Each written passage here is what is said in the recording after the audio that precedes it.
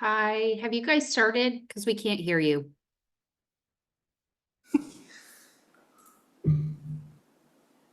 Now you should be able to. Thank you, Counselor. You Thank good? you. Can you hear us? Okay, thank you. Well, I'll review. I called the meeting to order. There were no adjustments to the agenda.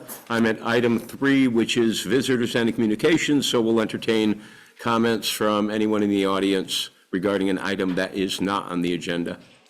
Mr. McKenzie, did you raise your hand? Yes, I did. Then come right up. Well, I'd like to speak to the PADC budget recommendation by the manager. It's not. Right, but if you speak from the audience and not in front of the microphone, no one can hear you. So, I'd like to speak to the BADC budget. It's not part of the formal agenda, the department requests are. So I don't know if I should present now or wait until you get into. actually, I It's think going to be covered in the yeah, PowerPoint. it is going to be covered in the PowerPoint. Okay. All right, thank you very much. And as long as you're taking notes, let the minutes reflect that Councilor Chombel has joined us. Thank you very much. Anyone else under visitors and communications? Mr. Rubel, how are you? I would like to. For the record, this is Alan Rubel. So what usually you don't get thank yous, but thank you for what you guys do. I spent 2 years on the council, 2 years on the school board. And I know it's not just a Tuesday night meeting, the effort you put in, and I just want to thank you for that. I've got an unbearable situation where I live on Air Street. And I've been trying so hard to deal with a couple issues there. I want to bring it, I've decided in order to get this solved, I'm asking for help from the council. We have 2 issues, major issues there. One of them is there's school parking that's there. It's impossible for people that live on the side of the street that I do to get out of their driveways. Without exaggeration, I've called police myself over 20 times in the last year. They've come over, the kids park in our driveway. In the last 2 weeks, they've put cones up, which I really don't appreciate, but it has helped the situation. But we cannot see driving out of the driveway. There's no yellow lines. The yellow lines are, you cannot see them. The kids are disrespectful. I've tried, I've had city councilors over my dining room. I've met with a manager twice about this. I've been down to the police station about it. I'm really speaking for a number of my neighbors that it's an impossible situation when it snows. The kids are parked to the point where only one car can go by. I've been at about 3 weeks ago, there was a storm, and I backed out of my driveway and turned to go down Air Street, and there was a police car in front of me and a tractor trailer coming up, and we didn't know what to do. No one.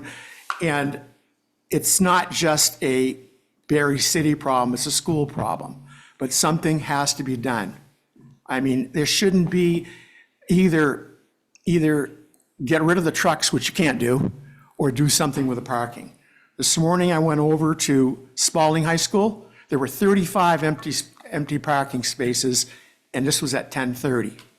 And I realized that they have a right to park there, but it's not, it's a major accident waiting to happen. My neighbor, we share a driveway. She can't get out half the time. I've had the police there. I mean, all the neighbors are going through the same thing. And I'm asking the council because I've been trying my best to resolve this myself, and through I'm repeating myself. I met with Mel at my dining room table. I've met with the city manager twice. Enough is enough. We need to deal with that. There's no need of them parking there. There's parking. In another year, there'll be more parking because once the school is fixed. I need your help. Second thing is, we have an unbearable situation with the trucks going down with all the potholes. My street is not the only street, as you know, but I can only talk for my street, okay? In front of our house, it's so bad that the rattling, it wakes us up. The trucks are going back and forth all the time because of they come down Corey Hill, they come down from the Bellevance, has their building there. if we could do something, that street is probably one of the most traveled streets in Barre, with a school, with the trucks coming down, and it isn't even on the agenda. It's on the agenda to pave it, but they can't pave it before they fix the pipes in there. And it isn't even on the agenda for the next few years, because I've been checking on it. I'm asking you to help. I'm speaking for our neighbors. Go up and drive by the middle of the street, and even up towards Spalding. They did do the lower portion. They took care of that big area. Please help me with this. Yes. I'd just like to ask a clarifying question. So the kids park in such a way that it blocks your driveway, and it also narrows the street so much that it's hard to get down? Both things. The driveway, like I said, right now, you can go in front of our house. In order for the police not to come here almost every other day, they put 2 cones. And you want to attract someone to your house, have 2 cones in front of there all the time. This has been here about 2 weeks. That has solved our problem. I don't know about the other neighbors, but I talk to them all the time and we shake our heads. But yes, it's 2 issues. And check me out, talk to the police, how many times they've been up in the last, and that's just my house and the house next to me, which we share the driveway on. It's probably going to get a little better now because the snow is going to be off the ground, where the cars are going to be able to park there. But the trucks, a lot of the kids bring trucks and they park where you can't see going out of your driveway. Mm-hmm. And do we have, Nicholas, do we have do we have curb markings on that street? I mean, obviously we can't, the weather has to be right, Alan. You can't paint curbs when it's 32 degrees, but. Looking at Brian. Oh, Brian, yeah, could you? There are markings there that they need to be redone. They are. They're faded. But Yeah. that's one of the things on the to-do list come Spring. when the weather's correct. Yeah, we Be back. talked before a number of times, and but it's not just the markings. It's like, why do the kids have to park there? They've got their own parking place. They don't need, and I think it's just an amazing issue. I'm sorry. No, go ahead. Please finish. They have the right to park there because we give them the right. And it's a school issue as much as here. But if I've learned over the years that if that someone would get together with us, come up with some sort of a solution, there's got to be a solution for this that's fair to everybody. And we don't have a solution right now. Yes, Counselor. I just had a couple of things for you. I have a sophomore over at Spalding, so I know a little bit about what you're talking about. I go there pretty much every day. The potholes, huge issue, I agree. Kids parking there, also a huge issue. But I think you're talking about open parking spaces. And I think that the school only issues parking spots for certain students. So I think the school would have to change the way that they allow parking, because I believe that the students that are parking on the side of the streets are ones that aren't allowed to park at the school. Let's just say you're right. So my question is, why can't the city and the school get together to help us? Right. Because if this isn't dealt with, there's going to be real problems. These trucks and the kids, you're going to start getting the calls of the kids speeding down here because all the snow's gone. It's a major issue, and like, I've been complaining about this for so long. It's the first time I've come here because I've been trying to be proactive and be nice about it, and it's reached a point where it's unbearable. Ask a follow-up?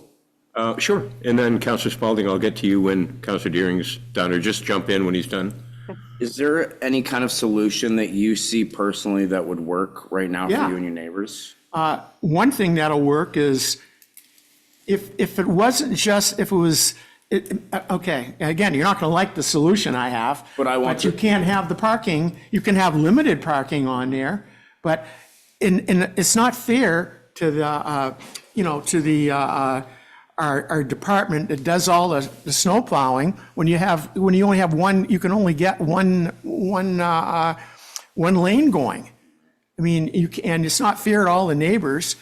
And yeah, you want to leave a few parking spaces open, but to allow the kids, it's not fair to have parking there. Bottom line, that's the solution. You think to You limit- can't get rid of the trucks coming down, but you you think- can deal with the parking there. Now, again, I hate to, but I'll just give you an example. The other morning, a kid going to school got there early and woke us up with the radio blasting. They sit there, they wait for school. I mean, there's more than one issue there. And it's just an unbearable situation for all the neighbors. And again, I can speak for them because I've talked to them enough times. And Councilor Spalding? Thank you. I drive on that street every day to go to work, and so I can agree with potholes, and when there's snow, it's very difficult to pass. But I will give you some information that I believe is fairly accurate. I think the students that are parking along the street are actually CVCC students because they have to park, they have very designated parking that they can use for students. And a big chunk of that was eaten up this year because there was ongoing work with the water retention program that we had to do at the school, at Spalding High School. So there really is no parking.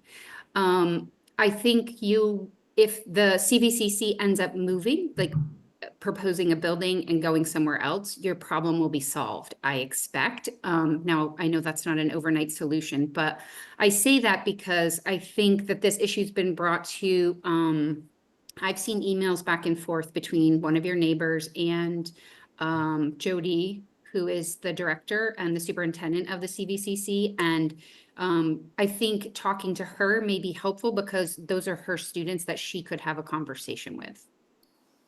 well, something's got to be done.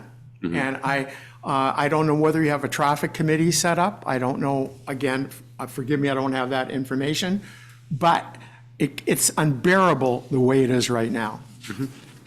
And Alan, you lived down that street for 30 years. I mean, More than that. A while. Had moved around a lot. But Okay, I- and you and I see each other on occasion. Yep. We probably haven't seen each other for Yep, 4 or 6 months, something like that. But you've never brought this I have issue not up. brought it up, but I So have obviously brought it it's up to my gotten- counselor. Okay, but let me finish. But, so obviously it's gotten kind of worse, I imagine. I mean, I don't think, I yeah. know you, and if this is a problem that had been existing like this for the last 4 years, probably you would have been here before. And I'm not saying you're wrong for being here. But, so what I'd like to do is try to figure out, well, obviously there's some parking congestion that is caused by construction. So what I'd like to do is just maybe meet with the folks at the district and try to figure out, number one, what's happened. Yep. Number two, what do they need for parking and how can they assign the parking?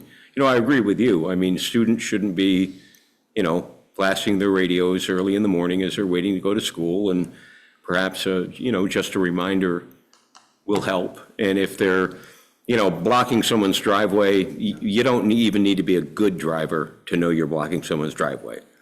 So that's just, that's just not using your head. So, I just challenged the council to go over there Yeah. some morning and. and the potholes, that's probably the easiest problem to fix. So Brian hears you, Nicholas hears you. That issue we can fix, but it's going to take, so just give me the opportunity to reach out to Really appreciate. to the district and just figure out, like I said, what changed? Yep. And how do we fix it? And is it as simple as reminding, and is someone reminding students, be courteous and don't block someone's driveway in? I appreciate letting me have a few minutes and. Not at all. Thank you very, very much. Okay, And I would ask one thing from you, yes, and I've asked this before, please just communicate with me. Yep. And follow up, just let me know what's going on. Because it is, okay? yep, I've got your email. So let me reach out to the district and see if maybe I can, broker a meeting with the three of us. Thank you. All right, thank you. Is there anyone else under visitors and communications? Okay, I don't see anyone. So council will move on to the consent agenda. We'll be approving the minutes of 3/11/25. I don't believe we have any clerk's office licenses and permits. I do have some liquor licenses for later on. The manager does not have any contracts to execute, so we'll just be approving the minutes. If someone would make a motion, please. So moved. Thank you. Made, seconded, you good? Got it. All right. Doing like triple duty. Any discussion, folks? Hearing none, all those in favor of the motion as presented, please signify by saying aye. Aye. And those opposed, thank you very much. Council will be approving the city warrants the week of 3/26/25, and we'll be ratifying the week of 3/12/25 and 3/19/25. Motion, please? So moved. Same as the last one. No, I called it. Second. I have to, I'm trying to make it as easy for Nicholas as I I can. appreciate that, but I have to abstain from these because my name appears in the warrant. You can still make the motion, but you can abstain All from the right, vote. fair then, fine. So, That's good. thank you. We'll let Nicholas take his pick. Is there any discussion, folks? Hearing none, all those in favor of the motion as presented, please signify by saying aye. Aye. Aye. And those opposed, there are two or one? Two abstentions. Yes. Thank you very much. Okay, council, we'll move on. We don't have a city clerk or treasurer's report. I hope Cheryl is relaxing somewhere. Liquor and Cannabis Control Board is in session. Council, we have 3 liquor licenses for your consideration this evening. Mulligan's Irish Pub, they have a first and third class pending. The Moutois, they have a first class pending, and the Paramount Theater, they also have a first class pending. Those all have fire department and police department approval. Is there a motion? So moved. Second. Thank you. Moved and seconded. Got that one? Got it. Okay. Any discussion, folks? Hearing none, all those in favor of the motion as presented, please signify by saying aye. Aye. And those opposed, thank you very much. Motion carries. Mr. Manager. Thank you, Mayor.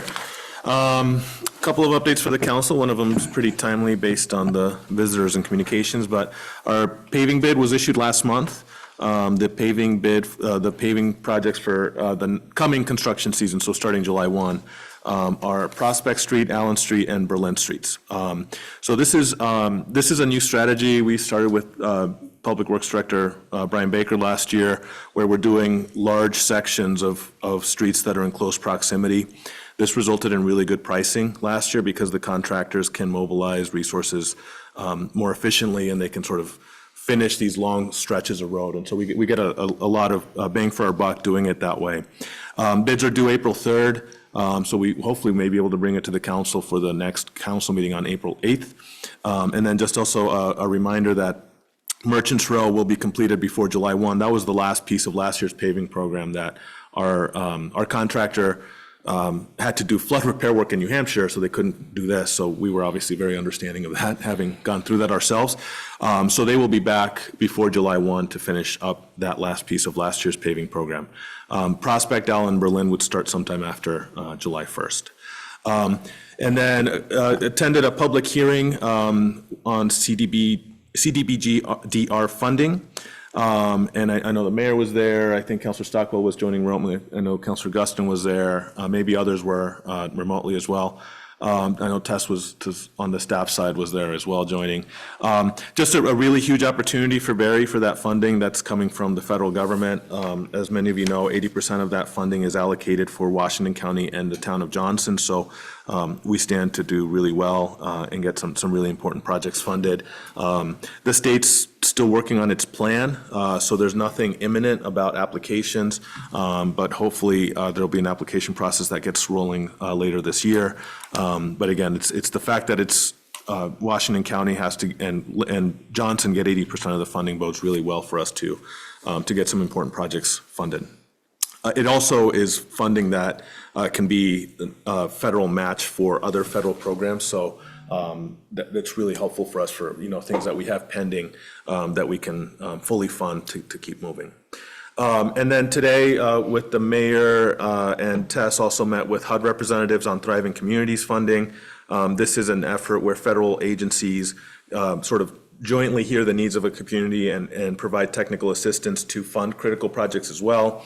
So those applications go directly to those agencies, and we get assistance to both prepare projects and then apply for funding that's identified. So really sort of an all-hands-on-deck approach to get every dollar we can at the federal government to get these really exciting projects we have in the queue funded and going. And then I know I received a letter, I think counselors also received, I know one of you also received it, a letter from the state about the motel program exits. This is going into, as many of you know, there's many folks around the state who are losing their vouchers for the motels beginning April 1st. We'd been looking to get some data from the Agency of Human Services, and we did get that today. We know that the impacts in Washington, in the Barre district office, so we don't know if it's all Barre, but, regionally, we expect the impact to be 56 households, which includes 80 adults and 14 children.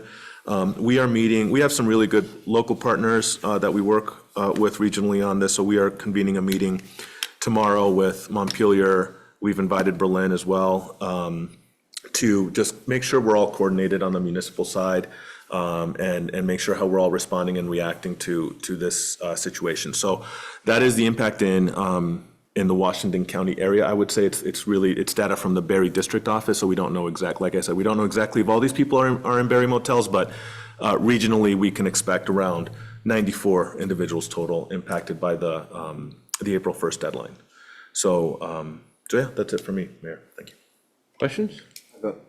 Yes. So, Allen Street's getting paved, love it. Are we gonna get a sidewalk on there as well? This part of the contract I thought was in there? Not in the paving bed. No? No. Okay, so that means we probably won't get the crosswalk as well on Prospect and Allen? Not in the plans right now. Okay, is there any way we can try to work that in somehow? I mean, we've got a school, we've got a small community up there, 50 families. We could try, we'll have to see what we can do. Even a small sidewalk so we can get a crosswalk at the bottom of Allen and Prospect is really all I'm asking for. It's a lot of the people up in that neighborhood. I can talk with Nicholas, Yeah. Well, we'll try to work that into spring plans.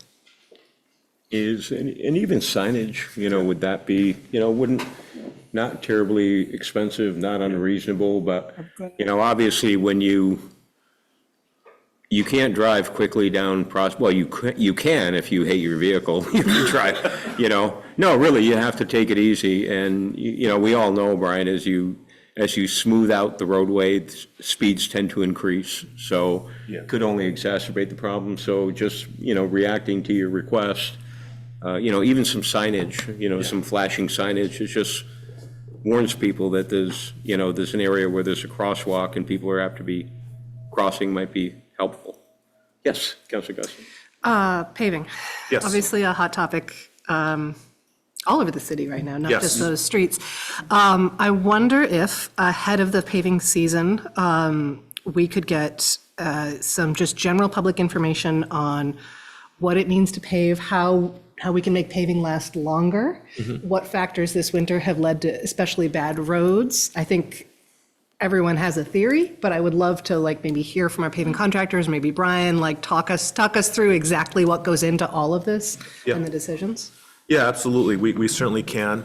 And I think I know, as I mentioned at the last council meeting, not the last one I was here for, physically, that we're not oblivious to how difficult the situation got this year. And many of us, I live here, all of us have to drive here on the staff level. And so we're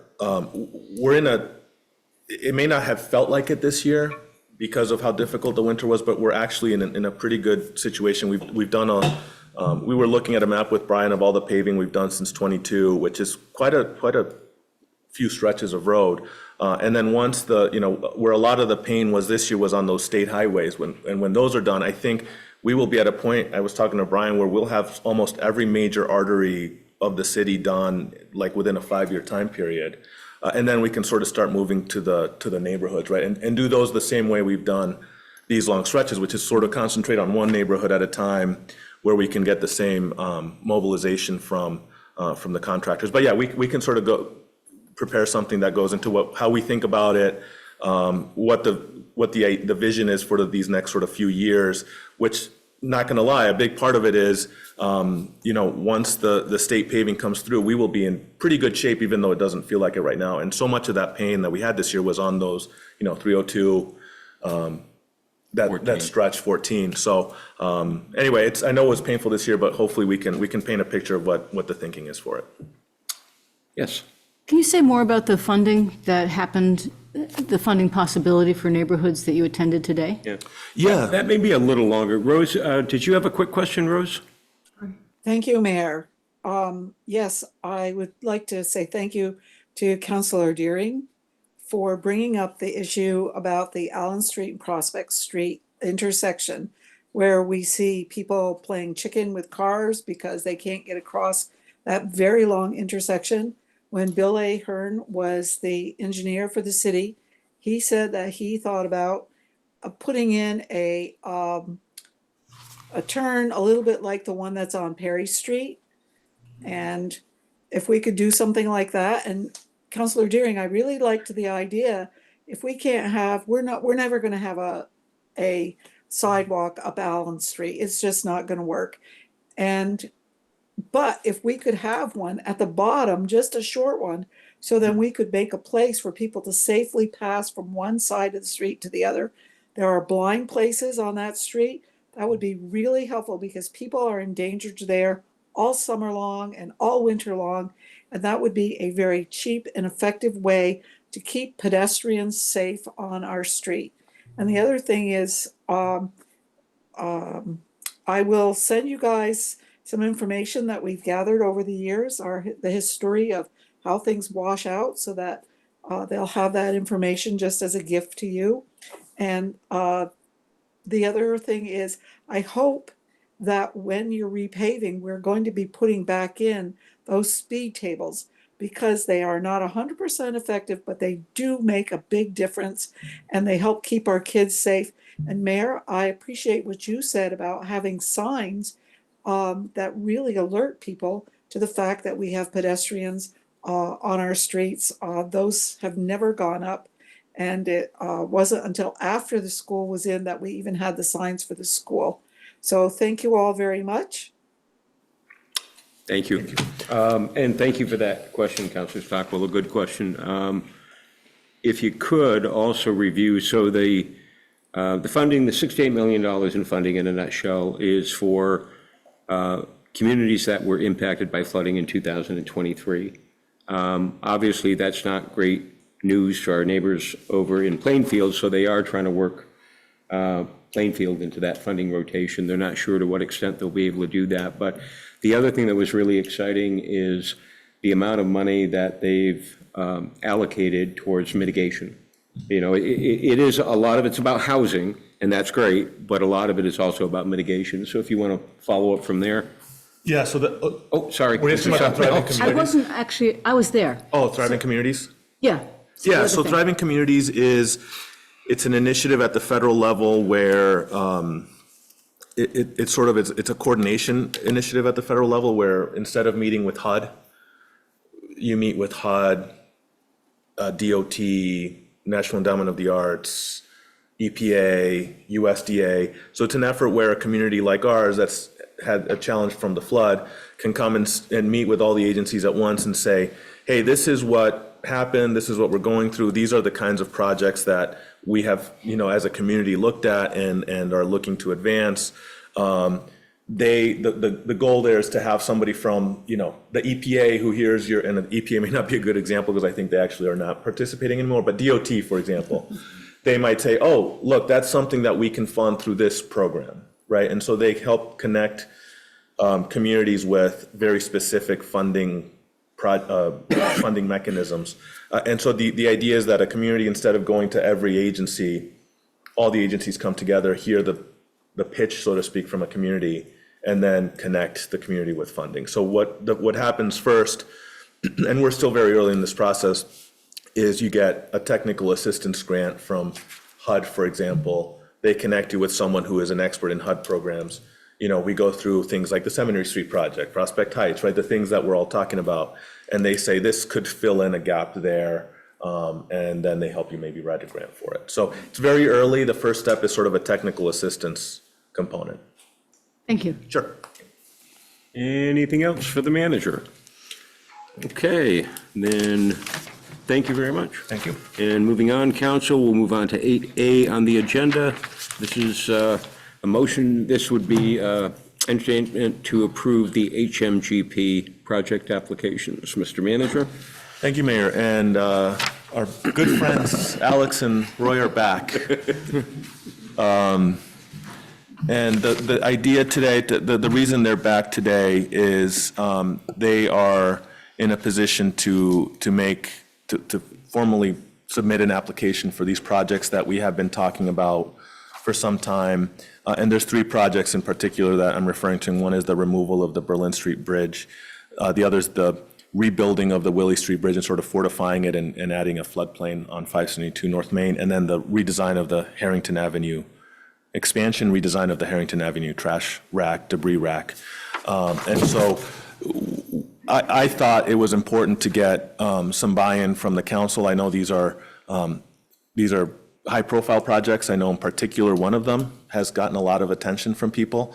And so I thought it was important to have not just, as on the staff level, we support them, but I thought it was important to have consensus from the council as representatives of the residents to also indicate that these are things that we should be moving forward with and that Alex and Roy should be, continuing to seek applications for us to get these things done.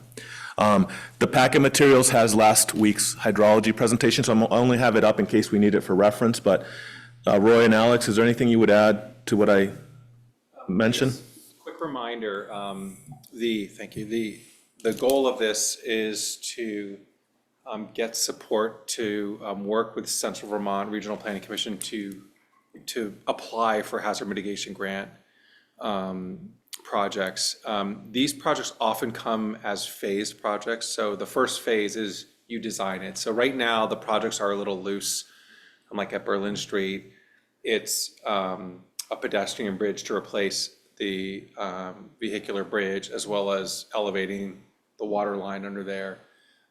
There's a lot of details to work out. So I think we've heard a little debate about that project and also some of the others, and a lot of the details will be fleshed out in the design process should one of them get awarded. You don't get penalized for submitting more than one, and our instinct is to put three in. They're all good flood mitigation projects. There's no cost to the city to put them in.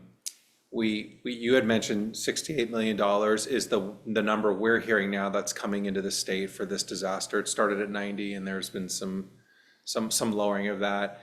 And then we've also heard that there's money coming in for the 2024 flooding, and projects that aren't awarded here might automatically roll into the application process. So again, having three in just might be a benefit. So I just wanted to share some of that background. I don't know if there's anything you want to add or missed. Question, Councilor? I just want to follow up on that. I had the impression that the hazard mitigation grant path was different from CDBG. Is that incorrect? It is. I hope I'm not misspeaking. My understanding is when you get a hazard mitigation grant from a disaster, there's a portion that comes in through CDBG. It's a percentage usually of that total amount. So I've heard 6.8 million, 10% of the 68 comes in, and those are often like planning style projects. And so we're hearing that like flood studies and other things people are doing post flooding are being directed to apply for CDBG funding. I haven't heard of such big infrastructure projects going into that grant funding source, but that's not to say there aren't any. I don't know if you've heard any of that. So, yeah.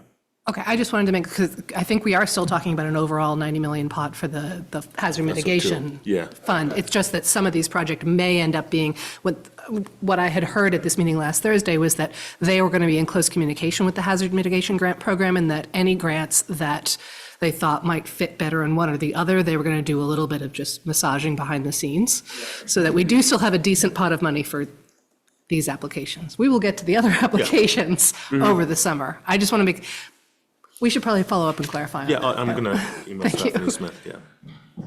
I just want to make sure we're getting enough money. That's what I That's remember all. hearing at the meeting. Okay. Was exactly that there is going, in addition, there's going to be a significant amount of money of the 68 million allocated to mitigation projects. So I think the 6.8 is in addition to the, it was around 20 million. I think that what they were allocating, I think it was around 20 million they were in that. 6.8 is in addition. So it's, again, it's a pretty respectable Yeah. sum going towards mitigation, which was good to see. I mean, we need the housing, but we obviously need, the mitigation efforts as well. So I know there's a lot of folks in the audience who might have, or online, who would like to make some comments, and we'll certainly take those comments. The way I look at this decision is it gives us options. Today, we don't have any. We don't have the millions of dollars that it's going to require to, even if we decide to remove the Berlin Street Bridge, or we want to rebuild the Willie Street Bridge, we don't have the money. So the way I look at it, today, we sit here with no options. Submitting these applications, hopefully, will give us some options. So is there anyone wishing to speak to this? I don't see anyone online. Anyone, then council, I'm sorry. Mr. Allen? Yes, Mr. Allen, how are you? You got to come up to the microphone. Hey, Bernie, you got to come up to the microphone. Yeah, or nobody can hear you.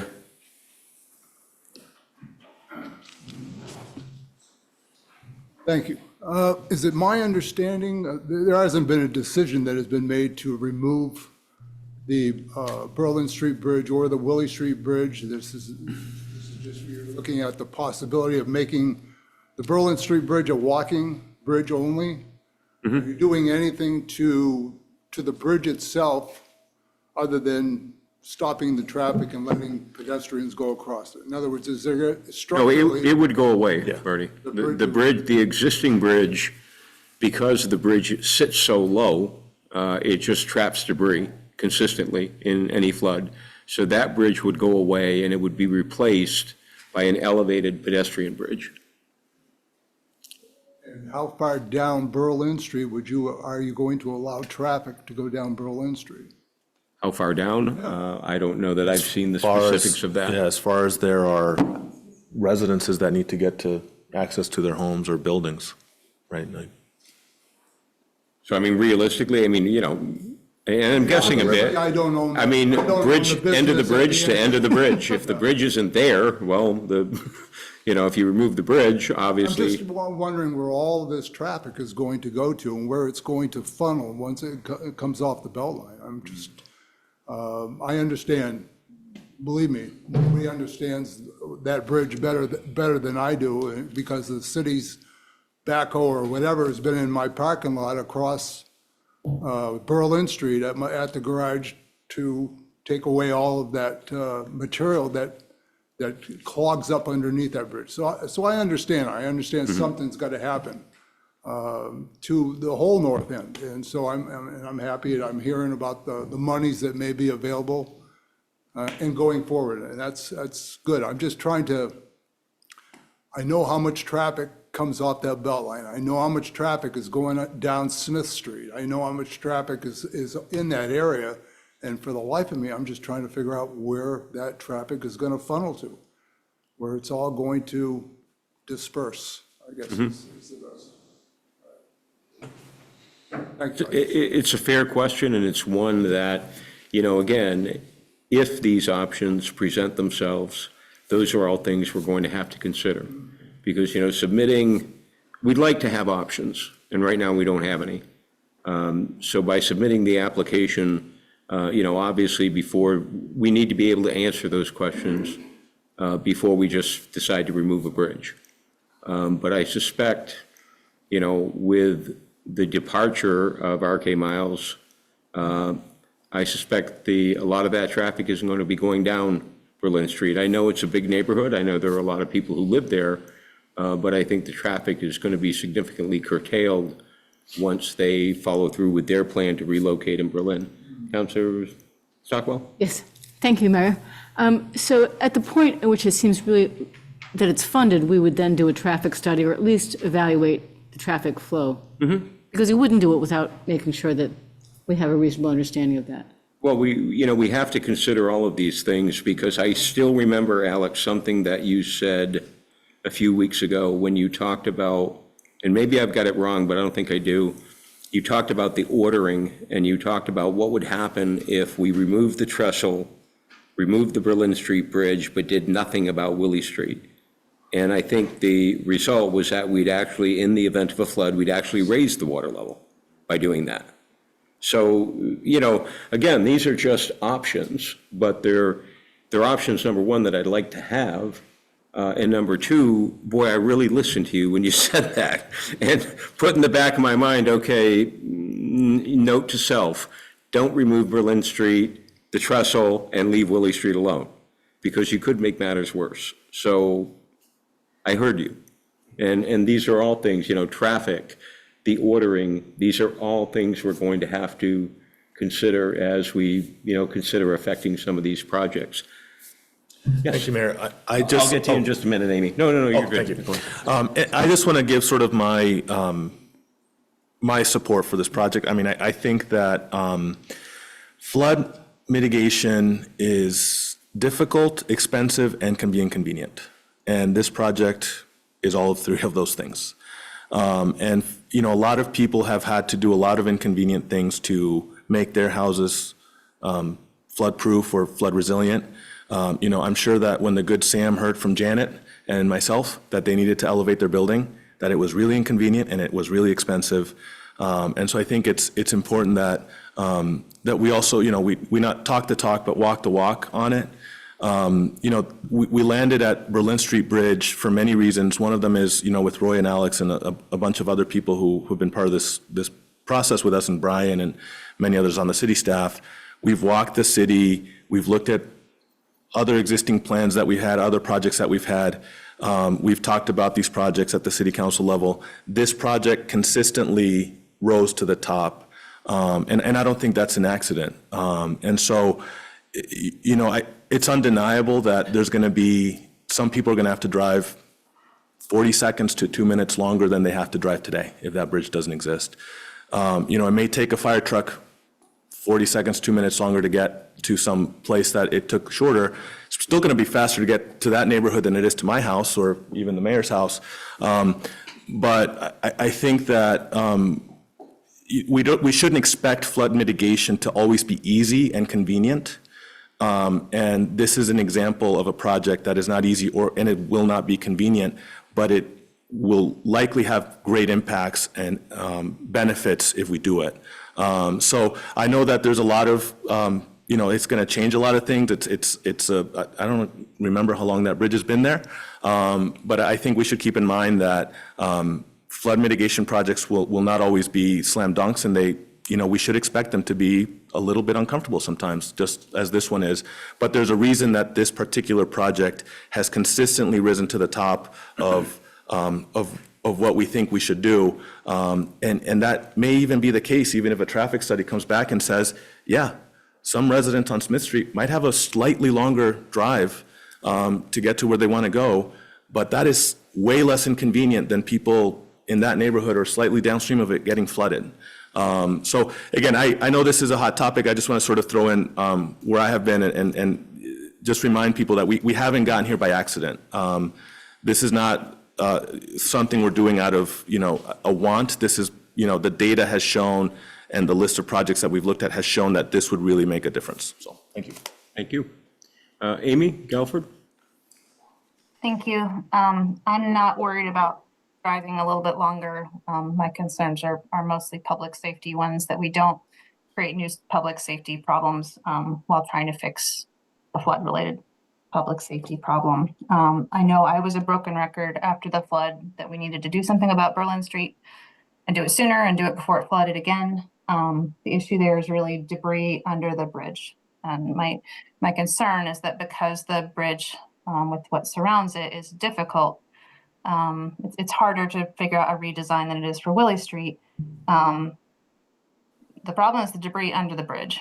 So in the Gunners Brook area, we're focused on dealing with the debris. We're not talking about managing debris near Berlin Street. When it comes to the railroad trestle, it's so important to serve that one business that we're going to rebuild it. But for all the businesses and residents and public safety purpose of Berlin Street, we're talking about getting rid of that, even though it is, I think it's in the top 15 busiest roads in Barre. And I say that because back around 2020 or so, the Traffic Advisory Committee was actually talking about doing some smart street design. So Michael Hellion and Jake Hemrick were emailing me for my input on that. They were looking at smart street design to do on the Berlin Street because it had a lot of traffic issues at our neighborhood meetings that Judy and I were in back in 2019 with Mayor Hemrick and one of the former police detectives. You know, we were talking about traffic and crosswalk concerns on Berlin Street. Berlin Street was originally supposed to be part of the multi-use trail network, and that's why there's a jumbo sidewalk between Berlin Street and Blackwell, as that was part of the city plan for a recreation path. So this has gone, so things have changed a lot about Berlin Street, but I remember we talked about traffic numbers back at that time. So I don't think we're just imagining the traffic numbers, and I don't think they're just because of RK miles. I think we've had a lot of public meetings about this. It's mostly been the same dozen of us who are participating in them. The subject of actually eliminating the Berlin Street Bridge, I think, came up after a lot of the public meetings. So I still feel like there's a lot of people who aren't aware that that's part of the conversation.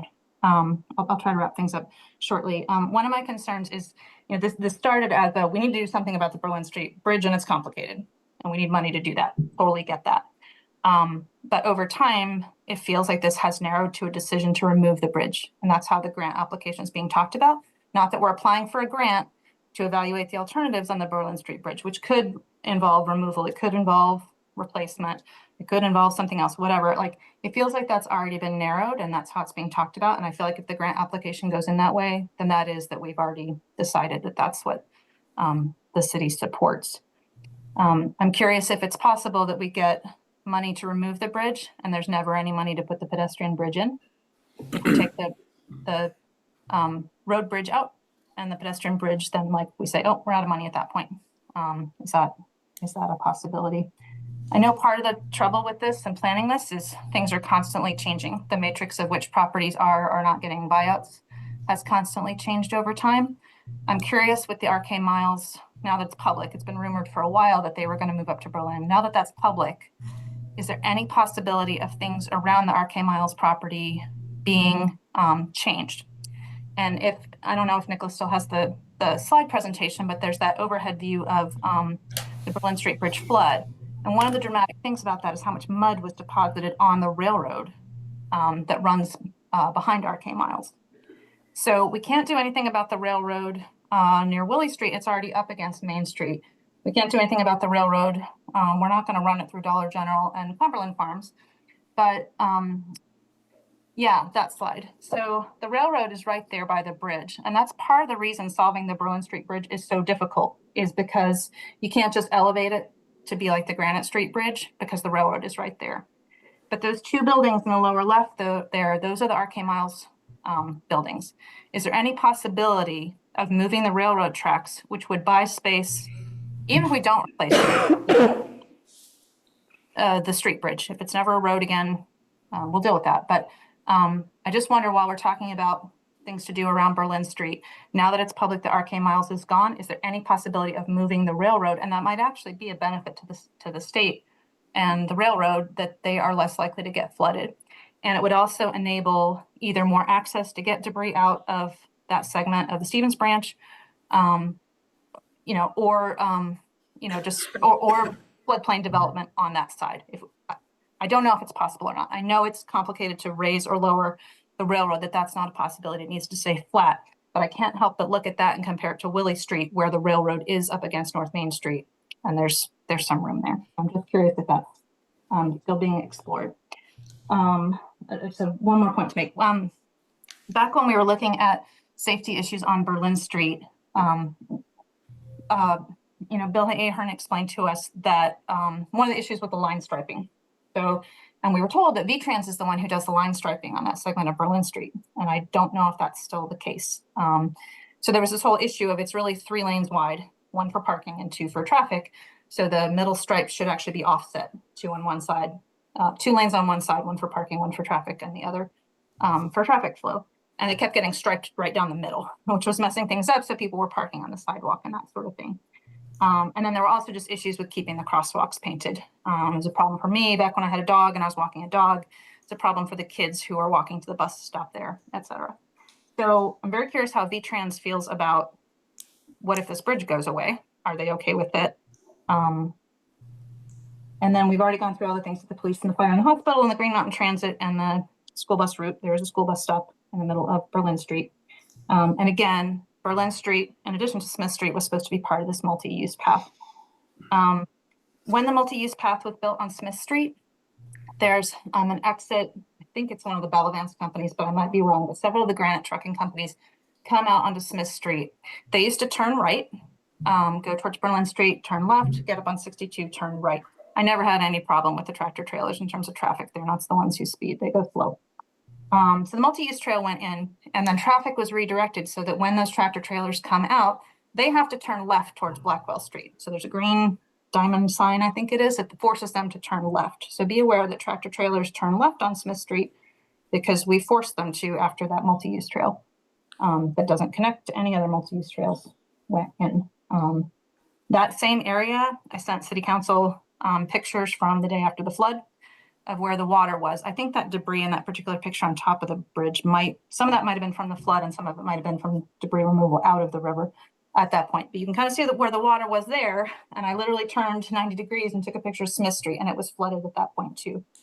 So in terms of a traffic study, in terms of our local concerns, what you're hearing from Judy, from Bernie, from me, like Smith Street floods. And if you put all of that traffic onto Blackwell Street, we're not talking about the Blackwell Street Bridge, but I don't think it's in much better shape than the other series of bridges that we're talking about. And so we have to watch out for, if we're in flood conditions, are we going to lose Berlin Street as one road, and we're also going to lose Smith Street as another road sometimes too. I think that's it. Anyway, just some thoughts, and I'm particularly curious about, with things changing with RK Miles, if there's any options there, even if you're getting rid of the Berlin Street Bridge, but to think about more creative options there. Thank you. Okay, thank you. Want to take a stab at it? Yeah, sure. I guess the first thing I'd say is there are opportunities to continue alternatives, evaluations, and refinement. So I guess, I kind of think we've converged on a good project, but should something come up, like there is the opportunity for adjustment, especially if like a major land use change happens. So you kind of raise a lot of good points about the rail line being a big limiter in that area. So I guess in terms of hazard mitigation grant, as long as the benefits remain to outweigh the cost, the grant is still eligible to be funded, even if something were to change there at that project. So, and then that holds for all the projects, not only this one we're talking about. Right. So it, as I said, creates opportunities. Creates Where opportunities, yeah. today there are none. Yes, Councilor. I just want, so first of all, thank you for sharing that. One of my questions was going to be, can you describe what that design phase means? And I think you've answered that. I do want to just pick up on one thing that Amy said about the trestle versus the Berlin Street Bridge and the MOU that we're going to talk about later in the agenda, not to bring it up further, but describes, as we've said in these meetings before, like the railroad's continued hope to rebuild that trestle here. I think we've all been very clear at the council level, we would really rather that not happen.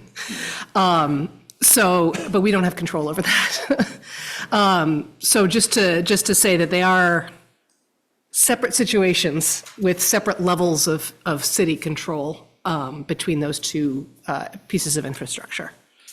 Absolutely. Danielle, did you have your hand up? I thought I saw your hand up, but maybe I wrote it down wrong. Oh, I guess you did. I did, but I. Oh, I'm sorry. Go ahead. Oh, no, I'm all set. Thank you. Oh, okay. Council, how would you like to proceed? We have an opportunity to submit 3 applications. I think we ought to seize the opportunity. Would anyone care to make a motion to that effect? So moved. Second. It's moved and seconded. Is there any discussion? Hearing none, all those in favor of the motion as presented, please signify by saying aye. Aye. And those opposed, thank you very much. Motion carries. Thank you. And thank you so much. Just like that. It's as enthusiastic as we get. I'm sorry. Okay? No, we can get more enthusiastic. Thank you so much for your work. Thank you. Thank you Appreciate your so good work. much. Thank you again. We look forward to it. Okay, council, along that same line, we have been, item 8B on the agenda is to approve the memorandum of understanding to remove the trestle Bridge 308. So Which moved. is the infamous, thank you. Motion is made. Is there a second? Motion is made and seconded. Now we're enthusiastic. Do we wanna First have of all, I have a couple of people to thank. Thanks to Nicholas for his patience. Thanks to Secretary Flynn, who was the first one to make the call and said, I understand you really want that trestle removed. And I said, we'd like nothing better. So I'm told that the removal, that mobilizing the crew is imminent. What we all recognize, and Councilor Guston alluded to this earlier, we have, the railroad has made clear their intention to design and permit a new trestle. I can't imagine any new trestle being worse than the existing trestle. That bar is pretty low. We've made it clear that we're not willing to give up any rights that we may have during that permitting process, and they're not asking us to. But the way I look at this is that permitting process, the design process, they don't have a design yet. What do you think, 2 years? What's your guess, Brian? What do you think, Brian? Couple of years anyway? Yeah. I mean, if they get to permitting and construction, and in the meanwhile, that flood hazard remains. So, again, I appreciate the administration for reaching out and for making this a priority. And as I said, with your approval, I'm told that the removal of that trestle is going to happen pretty quickly.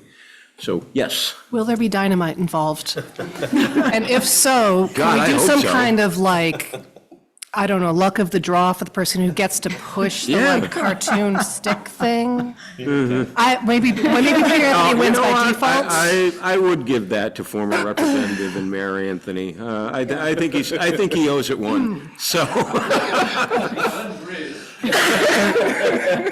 Amy Golfer, did you have a question or a comment? Yeah, I just had a question about, and maybe I just don't understand what I'm reading in the packet about it. So it sounds like it's gonna go and it's gonna be replaced no matter what, and I get that. We're not gonna change federal law about the railroads. I guess what I'm wondering about is, what does the city get by signing this? Is this trading, they're gonna remove it faster if we sign this?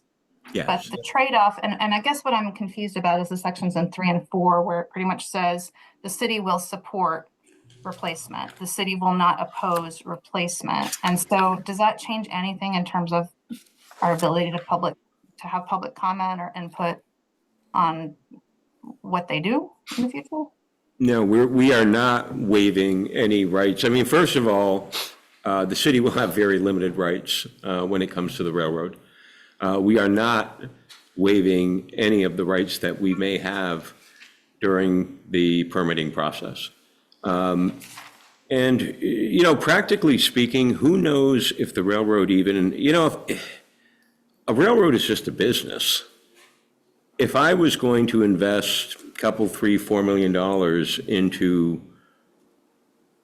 the facility or the tracks, I don't know that I'd be doing it at that. It's to service, one customer, and as important as that customer may be, there's a lot of other places where the railroad could put that money. So, given the uncertainty of it, I absolutely support getting that trestle, which is a proven hazard, getting that out of there sooner rather than later. And then, hey, if they want to permit it and build it in 3 years, I'm sure it will be an improvement. And who knows if they ever permit it and build it? That's not even guaranteed. What will be guaranteed is the fairly immediate removal of a flood hazard. So I hope that answers your question. Any other comments or questions, folks? Okay, I'm sorry? No, yay. Oh, okay. Hearing none, all those in favor of the motion as presented, please signify by saying aye. Aye. And those opposed? Thank you very much. Motion carries unanimously. I'll make a note of the dynamite. I was like at least I'm not three-quarters saying serious it's a about bad that. idea. They don't even let me have scissors, okay? So, council, we're at Item 8C on the agenda, this is an update and a request for voter-approved funding from our friends at the Granite Museum.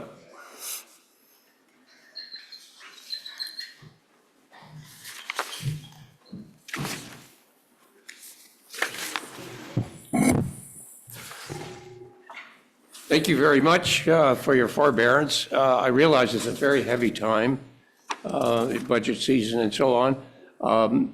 The manager was kind enough to pick this one amongst all the less, less difficult.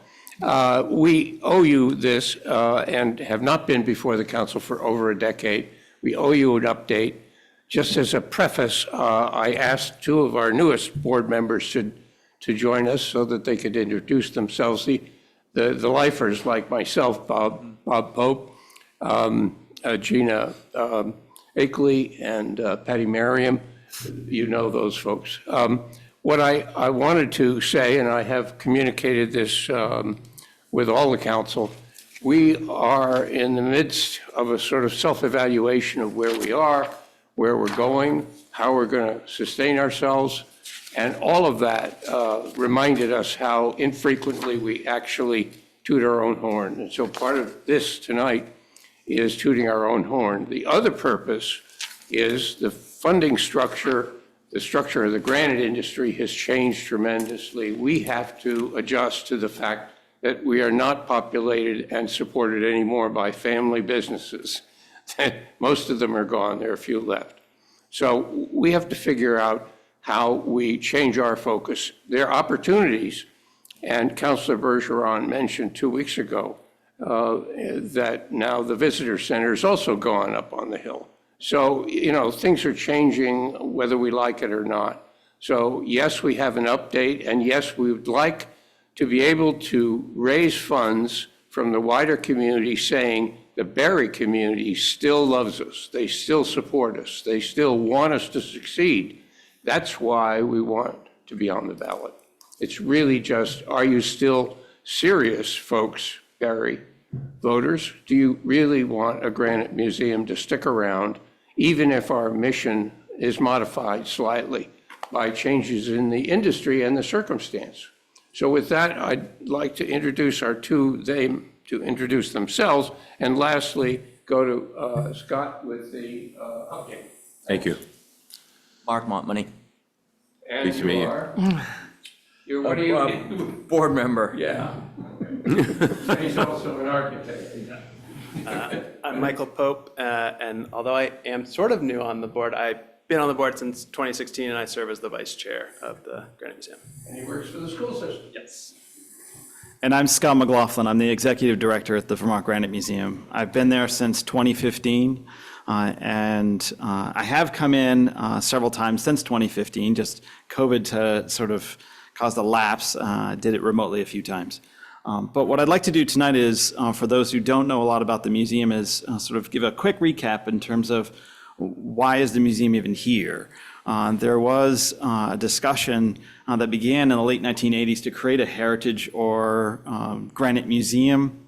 And that kind of coalesced around a few politicians and important people within the community. And by 1994, what they had decided was that there was going to be a community meeting and a discussion in this building with about 350 community residents about what is the direction they would like to take the community. And they identified a number of different issues. If you go to the second slide, Nicholas. There you go. So they identified there were some issues that were important to those residents at the meeting. The first one was that there was a lack of social cohesion, which was something that was experienced during the early 1900s. When by the early 1990s, it largely disappeared. The second thing that they identified was a lack of understanding of the importance of the granite industry to the community's development. And most of those in attendance of this meeting saw it as an issue. The school system wasn't teaching about the heritage of the community, and visitors from both within the state and outside of the state also didn't have an understanding of how important the granite industry was to not only this region, but nationwide. And then the third was looking at trying to figure out how to preserve some of the collections. That too much of the industry had consolidated by the 1990s. Much of that history was lost to the landfills and also lost in the deaths of individuals in the community. And so those were drivers that were sort of leaning towards creating a heritage museum. And then the fourth one was economic development. And that floated to the top. That was one of the most important reasons for creating the Granite Museum. The idea was to create energy around the community's development, redevelopment, around tourism, around service, and trying to get more people to come into the community. And so as an effort, we see, it's not working. We're having internet issues. Okay, Trying to- that's fine. It's a narrative I've said a lot, so. So what ended up happening was the community decided that they were going to establish this museum. And this year will be the 30th anniversary. On May 18th, 1995, the community came together, they coalesced, Peter being one of the founding members, Giuliano Ceccanelli, many of these others, which are still part of the Granite Museum community and family for the museum. And they decided to establish a board and begin the process of locating a facility that would host the Granite Museum. They eventually chose the Jones Brothers shed, and they chose it because it had a sizable piece of property that they could work with. It had a facility that was large enough, and it was one that, if they didn't take, was likely to be condemned and destroyed. It was not in great shape. And it made sense also to choose the Jones Brothers Company because it was, for the better part of 50 years, the leader in the granite industry before Rock of Ages. And so it made perfect sense to establish it there. It took a while to raise the funds, but much of that funding came from state funds. $1 million was devoted to acquiring and renovating the building. And the city, through a vote, created a bond, $1 million, which was paid off in 2021, in order to support the purchase and renovation of the building. So the state of Vermont saw it as an important issue with the legislature, also for the commerce and community development, and they, again, saw it as a community development project, and so did the city. So over a period of about 10 years, the building had been renovated, but there wasn't a museum, and that's where I come in. I came in initially as a consultant in 2014, established a new plan and vision for the institution, and starting in January 2015, I started implementing that. It was a slow process of growth, but over the last 10 years, we've invested about $2.5 million, thanks to grants coming from federal, state, foundation funds, and also donations from our businesses and individuals within central Vermont. We have now created a museum. It has a concrete floor. It has exhibits, about 45 of them throughout the building. We have 1,000 boxes of collections, 5,000 objects. We have the beginnings of that multi-use path, which is supposed to connect to the rest of the city. We hope to complete that path from one end of our property to the other, which is about 11.5 acres in size. It's also a sculpture park. We have 10 sculptures which will go out there this year or next. And it's all ADA compliant. We have river access points. We have seating areas along the river, creating environments so that those in North Barre have got a nice space to walk to and enjoy. We have a dozen people every day that walk their dog there, whether it's middle of winter or middle of the summer, doesn't matter. Our educational programmings, we've expanded from local schools to also include other nonprofit organizations in the community, like Resource. They are often working at the museum through their Youth Build program, also their Construction 101 class. We have folks like the 4-H. They do their annual event at the museum. The Central Vermont Humane Society does their annual fundraising. So we've provided a service not only to the visitors, but also to our local organizations, which we depended upon. And companies also use it as a place for their own events. We've done everything from birthday parties to celebrations of life and everything in between. We continue to do that every year, up to 25, 30 events annually. And as everybody's been talking about in town, closure of Rock of Ages Visitor Center is definitely going to impact the downtown. It's going to impact the at least understanding of the granite industry and its presence. And without having the public being able to go see the quarries, it is going to start to fade from the memory of people.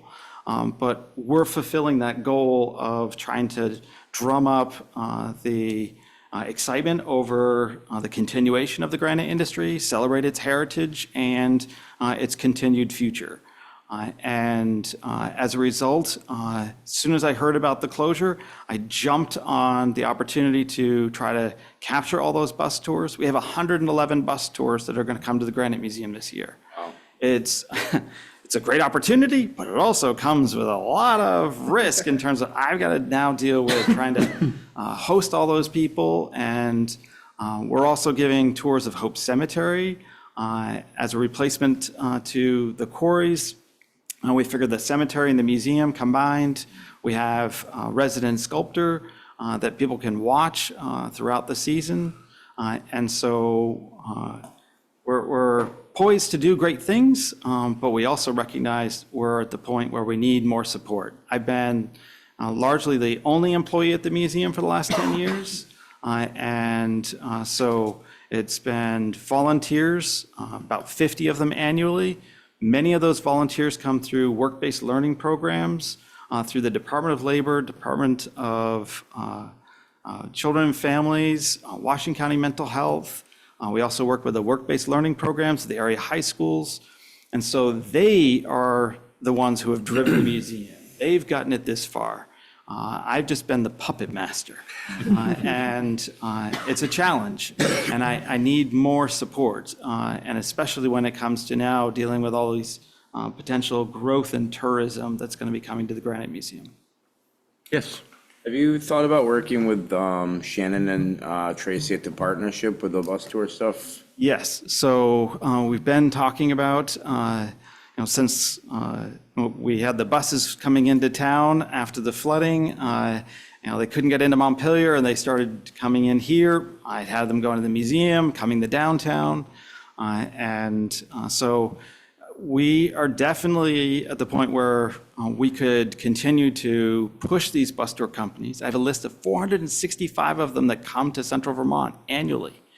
I haven't sent anything out. I'm just receiving phone calls from all these companies, and I'm getting them every day. And I'm saying yes, because I think I can do it. I think one of the things that we recognize as an organization is that with Rock of Ages closing and with these bus tours, we sort of have this one shot this year to convince them to keep coming to Barre, right? If we What opportunity? Yeah, and if we don't pull this off, why would they come back next year? Why are they going to come back to Barre? Why are they going to come to our downtown? And so we are really saying yes to all of this, but we also need to be able to staff those tours. We need to be able to staff the museum. We need to be able to support the museum. And so I think that's where we've realized that, we need to start looking back out to our community to say, can you guys help us out? How can we make sure that we're an asset for you in the same way that we want to be for perpetuity? So, Scott, has anyone reached out to you? I remember Karen, when she was in college, worked at the tourist center. Has anyone reached out to Rock of Ages to see whether they will give, donate, loan? There are a lot of artifacts in that museum, in the tourist center. There's a full model of the quarry, for example. So most of those things are now at the Granite Museum already. No, I think that's one thing great. I did today was to look at the visitor center for what they have for merchandise to sell, because it's costly in order to get granite products, which the public is going to expect to see. Right.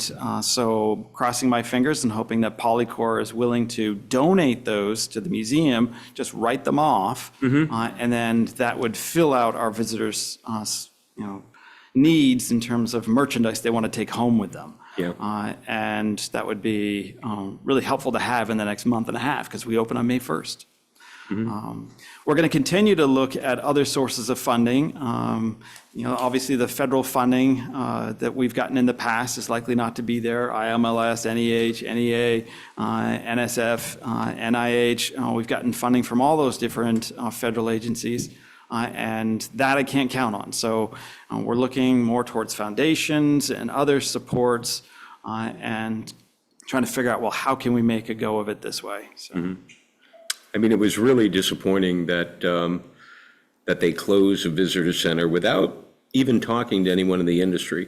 And I understand it. I mean, if you follow business and who has acquired Polycor, they're car guys. They know the car business, okay? I don't think they care about the granite industry the way the previous management team and ownership team did. But practically speaking, as a business person, I'm thinking to myself, okay, how much does it cost to run that visitor center practically? Probably, 2 or 3 employees, most of whom are high school or college students. Who's going to your visitor center? Busloads and busloads of people. Who generally takes bus tours? Generally those who are elderly, they take bus tours. Who is likely to die and buy a monument? The people coming to your visitor center. Why in the hell would you close it when it is probably one of the best advertising tools they have? If I owned Polycor, everyone leaving that facility would have a big stack of brochures. I mean, it was mind-boggling when they did it. So thank you. I mean, I was thrilled to hear shortly after I got that disappointing news that the Granite Museum was stepping up and was already all over it, as you just indicated today. Councilor Guston? True story, I actually did take my mother on a tour of Rock of Ages before she ordered her headstone. And then she ordered a Barre granite headstone. There you go. And how much is a headstone? And how much does it cost to run a tourist center? Thank you for coming this evening. I've said many times before, and I'll say from here, I think Scott might be the hardest working museum professional in Vermont, present company included. So thank you for everything you do at the Granite Museum. I definitely am interested in supporting putting you on the ballot. What I did not see, and maybe I have missed it or something like that, was an amount that you were hoping to advance. Well, we were looking at what other organizations have asked in the past, and we're hoping to go just a little more than that. We were looking at maybe $15,000. It's, as Peter mentioned earlier, it's, again, reintroducing to the community,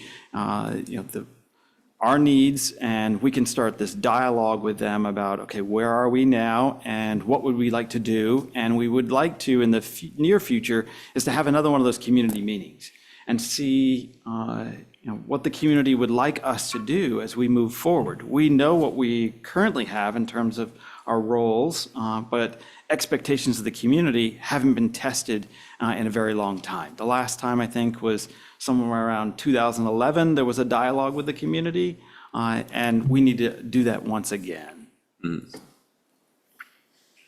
Yes. Yes. Just to repeat myself a bit.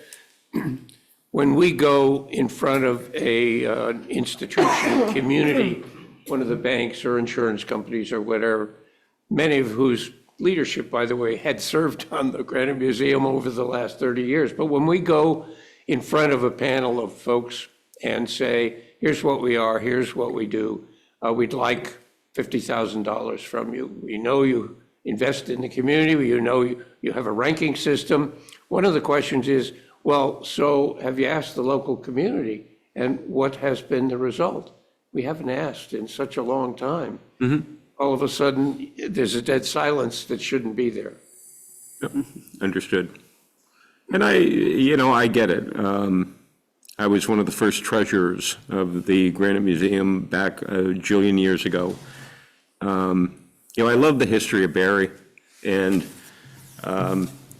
lived across the street from the sculptor of the Korean War Memorial for years. And Frank was a good man, and a good neighbor. Grumpy as hell, but he was a good man and a good neighbor. Live in a house that George Milne built, George Milne and his neighbor across the street founded Rock of Ages. And then George went on to found the Granite Bank. And he helped grow businesses, and he loaned money to businesses and people to buy homes and make their dreams come true. And you look at the Granite Museum, when you really have that opportunity to really appreciate the history, you know, just what that industry has meant. I don't know what Barre would look like without it, because everything is just so connected, from the people who came here at the turn of the century, whether they were the Scots or the French or the Italians, you know, and Barre became, you know, a little mini melting pot for the United States, and that rich heritage that we owe to the industry. It's just, I've always felt it's just an incredible story that needs to be told. And I can remember being treasurer and getting a check for $5 from a woman, along with her husband who had long since passed, along with his union card. And she said, you know, I'd like you to accept this $5 and please accept my husband's union card, and maybe you could find a place for it at the museum, because I'm sure he'd be very pleased. And, you know, that's what I look at when I look at it. We just owe so much that it's a story that has so many sub-stories, and they all need to be told. So I'm all in for it. Absolutely. Anyone else? Councilor Spaulding. Oh, I'm sorry, Councilor Spaulding. Thank you. Just logistically speaking, I support the museum and I support this idea. Logistically, are we asking to add this into our budget, or are we asking to have it as a separate line item to be voted on? Correct, a separate line item to be voted on. And does the Granite, so like other organizations, do you have to collect signatures? Is that the process? That's one way in which to do it, and then the other is to come in front of the council. Yeah, I can address that Yeah, of course. if it would be helpful. Councilor Spaulding, so there's, the city's policy allows for petitions onto the ballot, as Scott was alluding to, and then one other way for an organization to get on the ballot is for the council to place it on the ballot. So this would be the second of those two options. And they don't have time at this point, I believe, to do the petitioning, so this is the only way the museum could go on the ballot at this point. Correct. Okay, I just wanted to understand that. Thank you. Okay.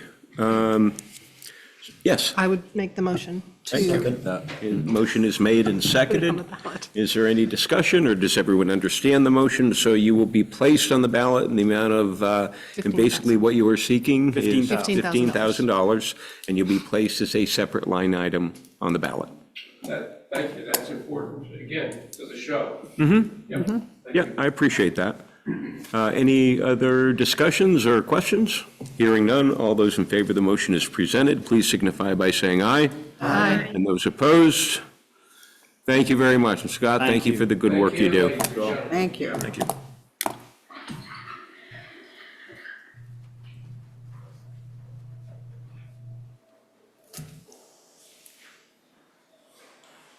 Okay, council, we are at item 8D on the agenda. This is a fiscal year 26 budget. We've got department presentations by DPW, PPA, and our administrative offices. Okay.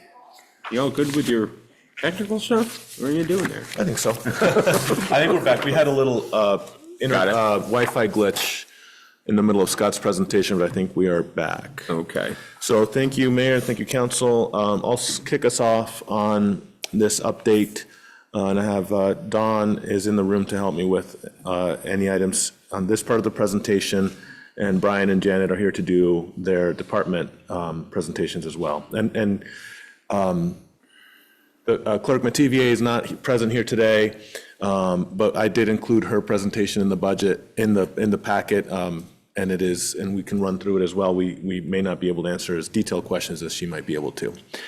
Wanted to kick us off with a little table setting in terms of what's happened since the last discussion we had on the budget.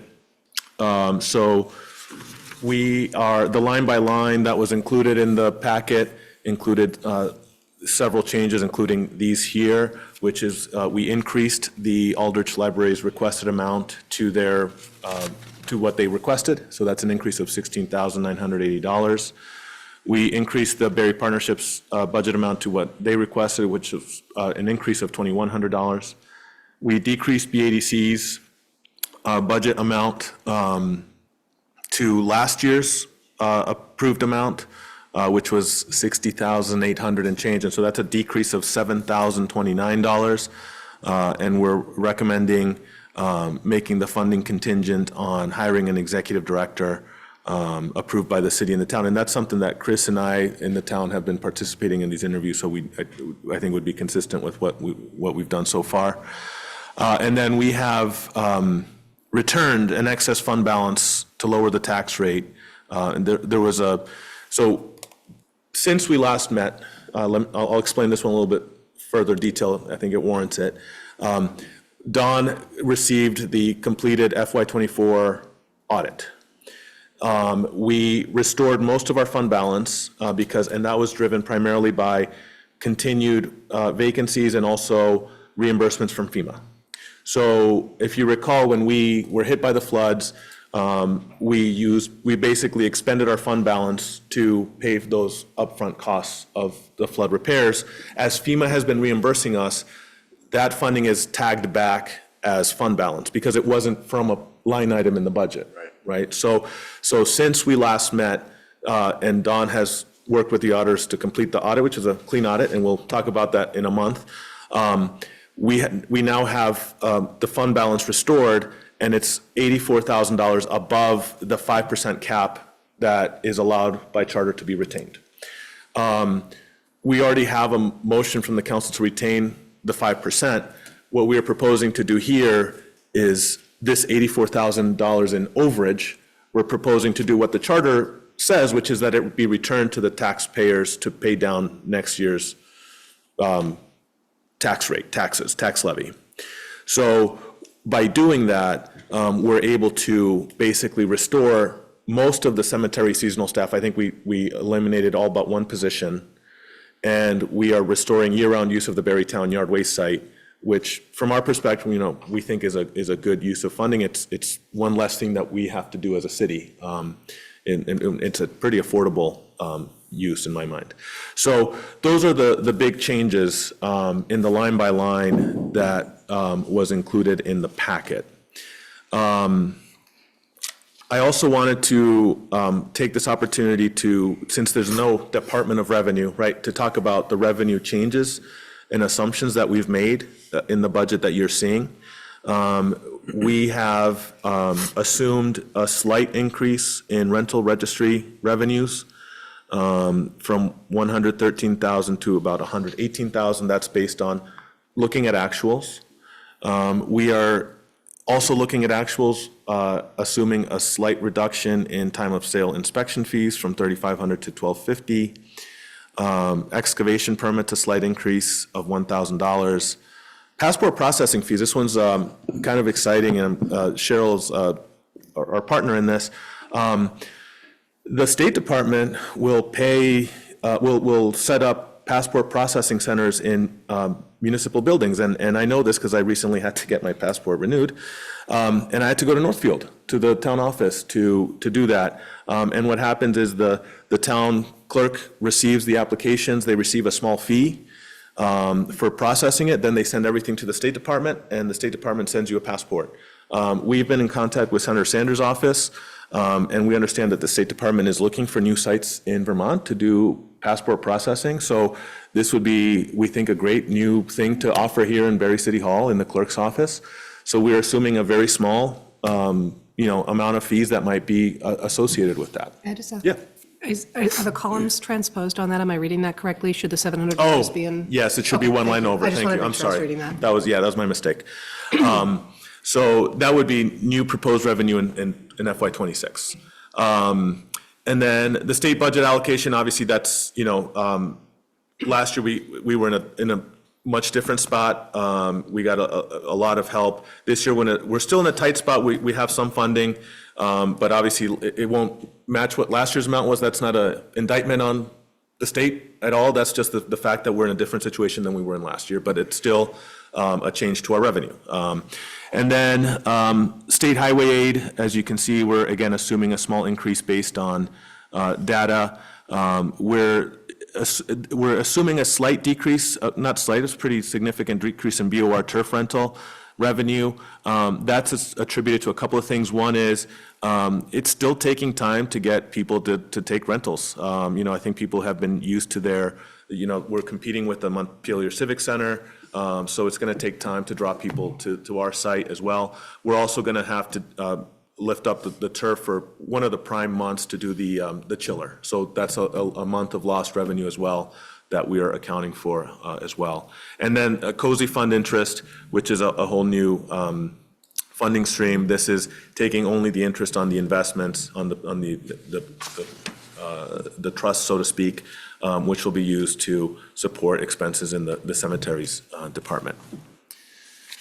So all in all, it comes to, I didn't include the state budget allocation because obviously I don't think that'd be helpful to count the 1 million versus not the 1 million, but not counting that, not looking at that, we're looking at a net increase of $75,000 in new non-tax revenues, pretty close to what we did last year, which was around 93,000.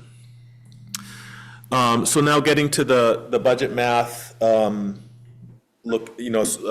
incorporating all those changes I talked about, we'd be looking at a general fund budget of just north of $14.8 million, which if you look at our FY25 approved, that's a pretty flat budget. And I think that's a real testament to Dawn and the department heads. We're bringing you essentially a flat budget at a time when, as you know, salary increases were going up 5%, healthcare increases were going up 18%. And despite all of that, on the expense side, we're going from 14, we're going to 14.809. So a reduction year to year. And that projected tax rate increase would be 5.82%, assuming all of those changes that I talked about. I'll jump right into the department updates, unless, Mayor, you'd like to take any questions on that part? Okay. So I'll go through the city manager's office, finance department, and the general administration. Like all the other departments, you can see the org chart. This just sort of shows the direct reports to me. My executive assistant Roxanne, Chris, who many of you know, Tess, housing and homelessness liaison, she's grant funded, and Nancy Lynch, who is the special projects coordinator, she's ARPA funded. So their positions do not impact the budget numbers you're seeing. They're outside the general fund. And then of course we have the city attorney, labor attorney, as well as, and all the other department heads fall under me as well. We're only looking really strictly at the direct reports in my office, not the departments though. Dawn's office is, you can see here, 4 people. Dawn herself as assistant city manager and finance director. We have a payroll clerk, a senior accounting clerk, and the HR administrator. Very happy all these positions are finally filled after the accounting clerk position was vacant for quite some time, but thankfully they're all people in these roles right now. Our offices are, fairly small compared to the other departments you've seen.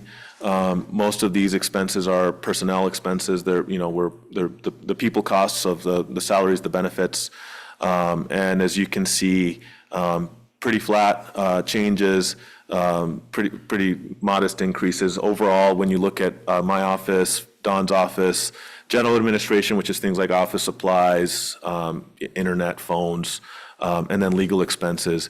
Overall, when you add all those up, it's 2.18% increase from year to year. The increase in general administration, as I said, is driven by telephone and internet fees, which is accounting basically to the actuals that we're seeing. I can run real quickly through, maybe I'll just run through these very fast. These are Cheryl's slide. This is the organization for the clerk treasurer's office, which is Cheryl, and an assistant clerk, an assistant treasurer, and a delinquent tax collector. Also a pretty small percentage of the budget, and also primarily personnel cost driven. I won't cover these. These are in the packet, and I'm sure Cheryl would be glad to cover them if there's questions, but they do a series of functions in the office. They do a lot of the customer-facing roles. A lot of times when people come to City Hall, it's the clerk's office that they're headed to directly. They're also very busy with ballots and elections. Luckily, less busy with school district elections this year. Right.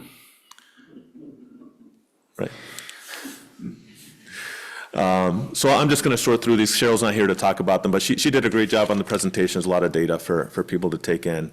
And I'm sure she could address a lot of these when she's in at the next meeting. So I'll just sort through here. Again, real good presentation by Cheryl. And then I'll invite Brian up to talk about Public Works. Well, it's just a quick, Mr. Manager. Yeah. I didn't have in the packet, or at least the packet that was posted online, it wasn't the. Cheryl's? Cheryl's? Yeah, it was sent separately. Okay, It was, sorry. yeah, no, it was my fault. I inadvertently didn't put it in the packet. I sent it out to Like the a day or council two later. separately. Yeah. Sorry. No worries. Brian? There's our org chart. I do have two superintendents, one of water and wastewater treatment and one for Public Works. The superintendent of Public Works is currently running the water and sewer departments. Then we have the wastewater treatment plant and the water treatment plant. There's 5 employees on the wastewater plant and 3 at the water plant. Then on my direct links there, we have an engineering clerk, a water meter reader, and the engineering technician, which that position is one that we are not funding this year. And then the street department has 2 foremen, work leader, and 7, 8, 9 staff members. And we have the fleet maintenance, which is a mechanic, and we are currently advertising for a mechanic B. It says on the bottom, we are short 1 water person and a public works in the street department.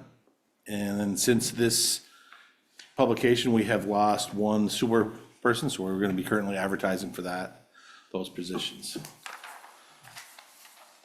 What we do, we have 47.5 miles of streets to maintain and plow.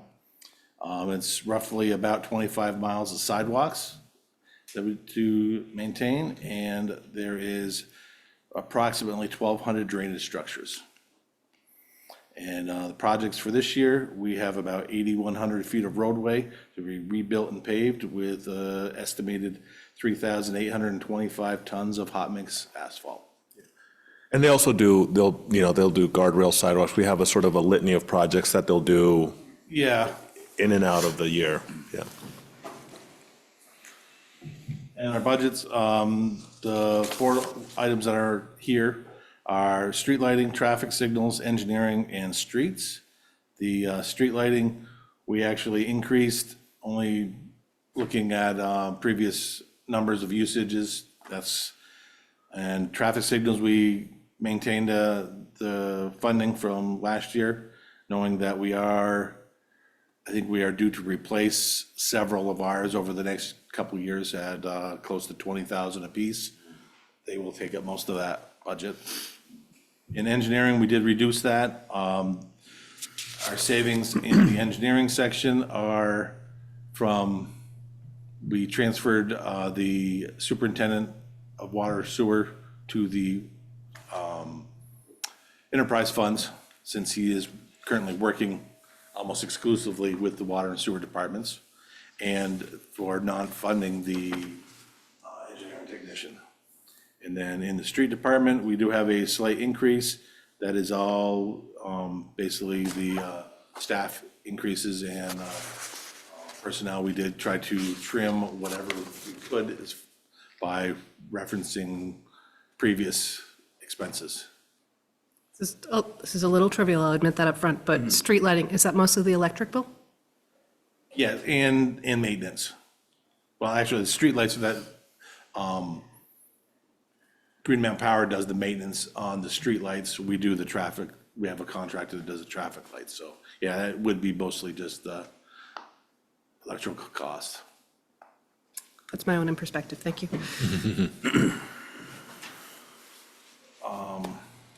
Next slide shows where we, the increases and the decreases throughout there, which I actually covered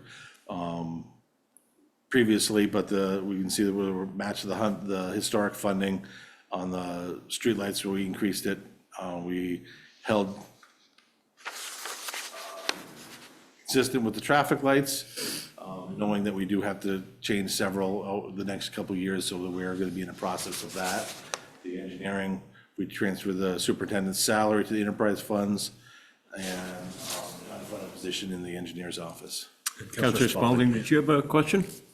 Yes, thank you. I just had a question about the engineering position that you've moved to enterprise fund. When I look at the line by line budget, there's still money in that line. What is that money for?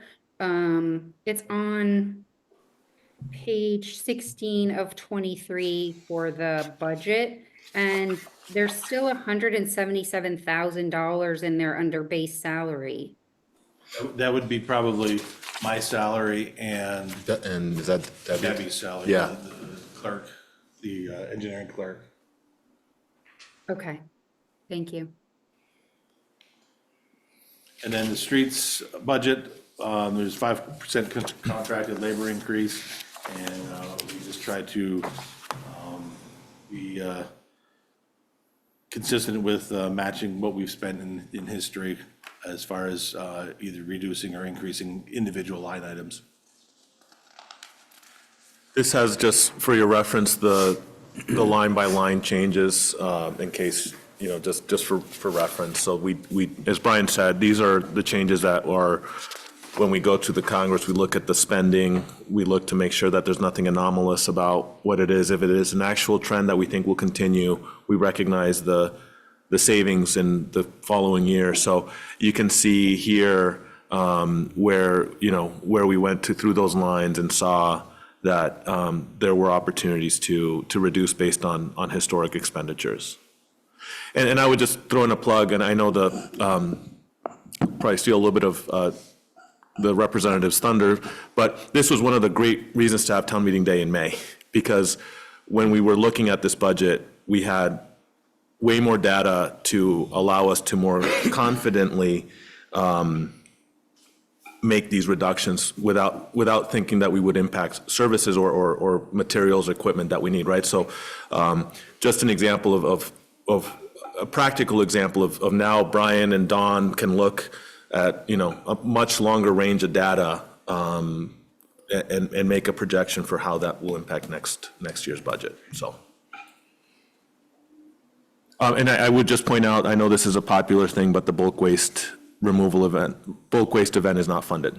So that's one that I know some residents do care about. It's not included in this budget. It would be a reduction. It would be an elimination of that service.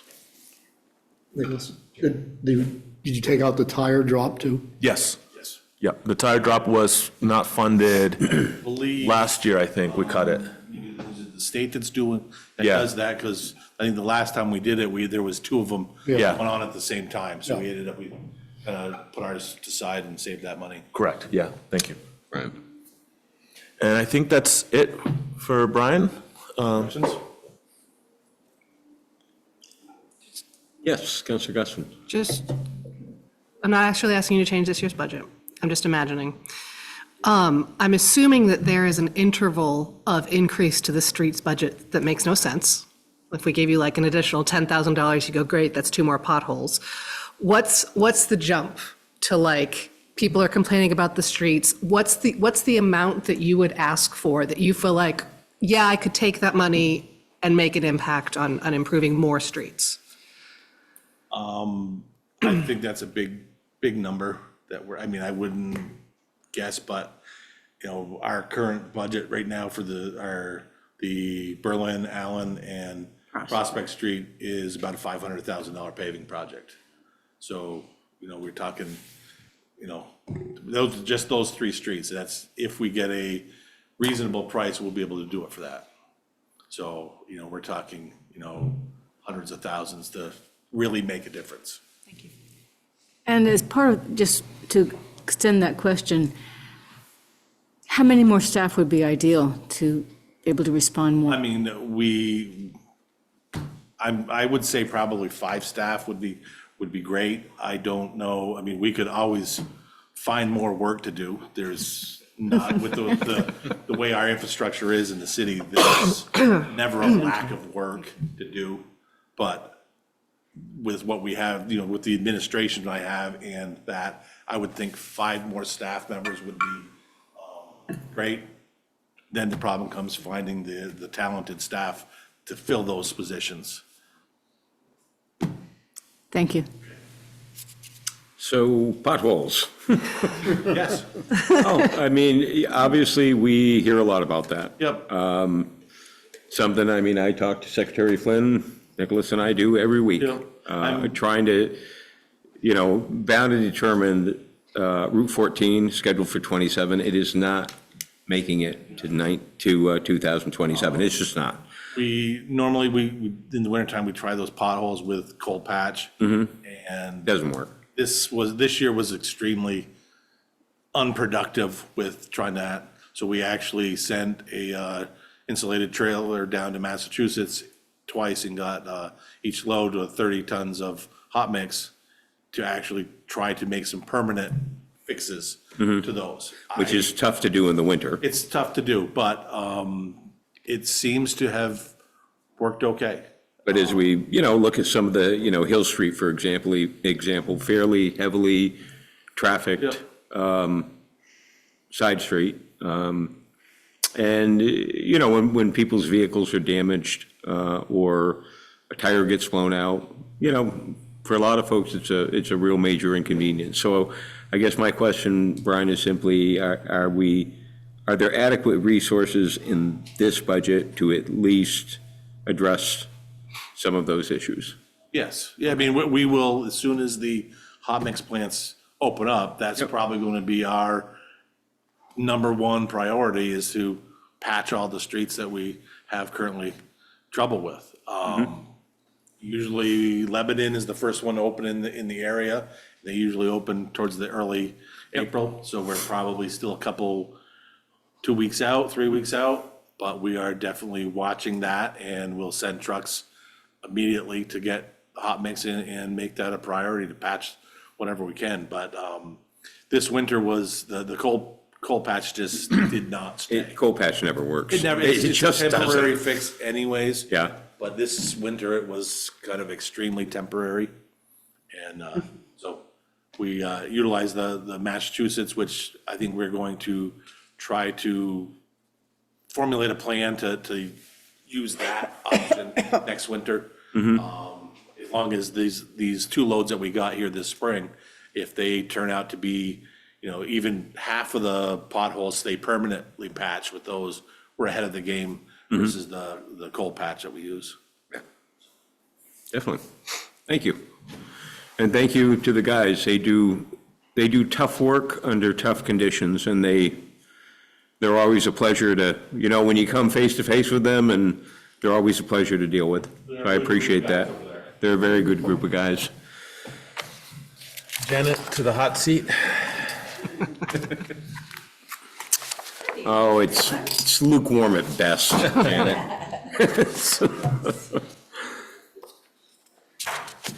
All right, my budget presentation. Let's see.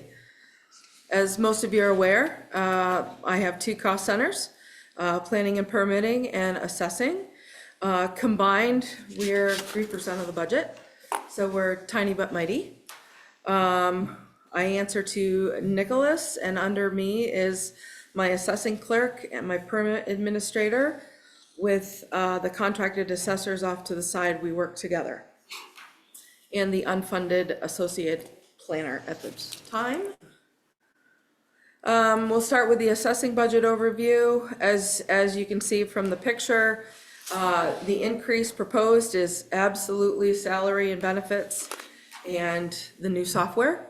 When we contracted with the appraisal company, we have to take on their software that they use. So right now we're running the existing, learning the proposed, so it increases our costs currently. Eventually, we will drop off one software, but that's not going to happen for another year. And I didn't think we could cut any more, but training and development, because largely it's done now via Zoom, virtual attendance, we've cut that way down. The next couple slides are same as last year's, basically what we do, and high level how things work in assessing. So if any of you have any questions, I'm happy to answer it, but I'm not going to read all of this to you. And then I always include this fun fact. I think we included how to read your property tax bill on the city website at one point. But this is always rested at the Department of Taxes website. I think it's important people know what their tax bill means and where all of these numbers are coming from. And then we talk a lot about your homestead declaration, where you live or where you don't live, what is your primary residence, and what you're claiming is a portion of your residence. So it's really important when it comes down to your assessment and your tax bill. The next slide is property sales by number. This looks really skewed. I wanted to show that largely, month over month, year after year, our property sales are predominantly single-family owner-occupied homes, single-family homes, with ebbs and flows of commercial or duplex or triplex. And if anyone is unaware still, we post sales monthly on the assessing page under my department. You can go to it. It's a Excel table, and you can look and see what was sold for that month or last year. I think I've got up to 5 years now sitting on the website. You can see how costs have gone up. Prices for homes have risen slowly. And I think that's the next slide.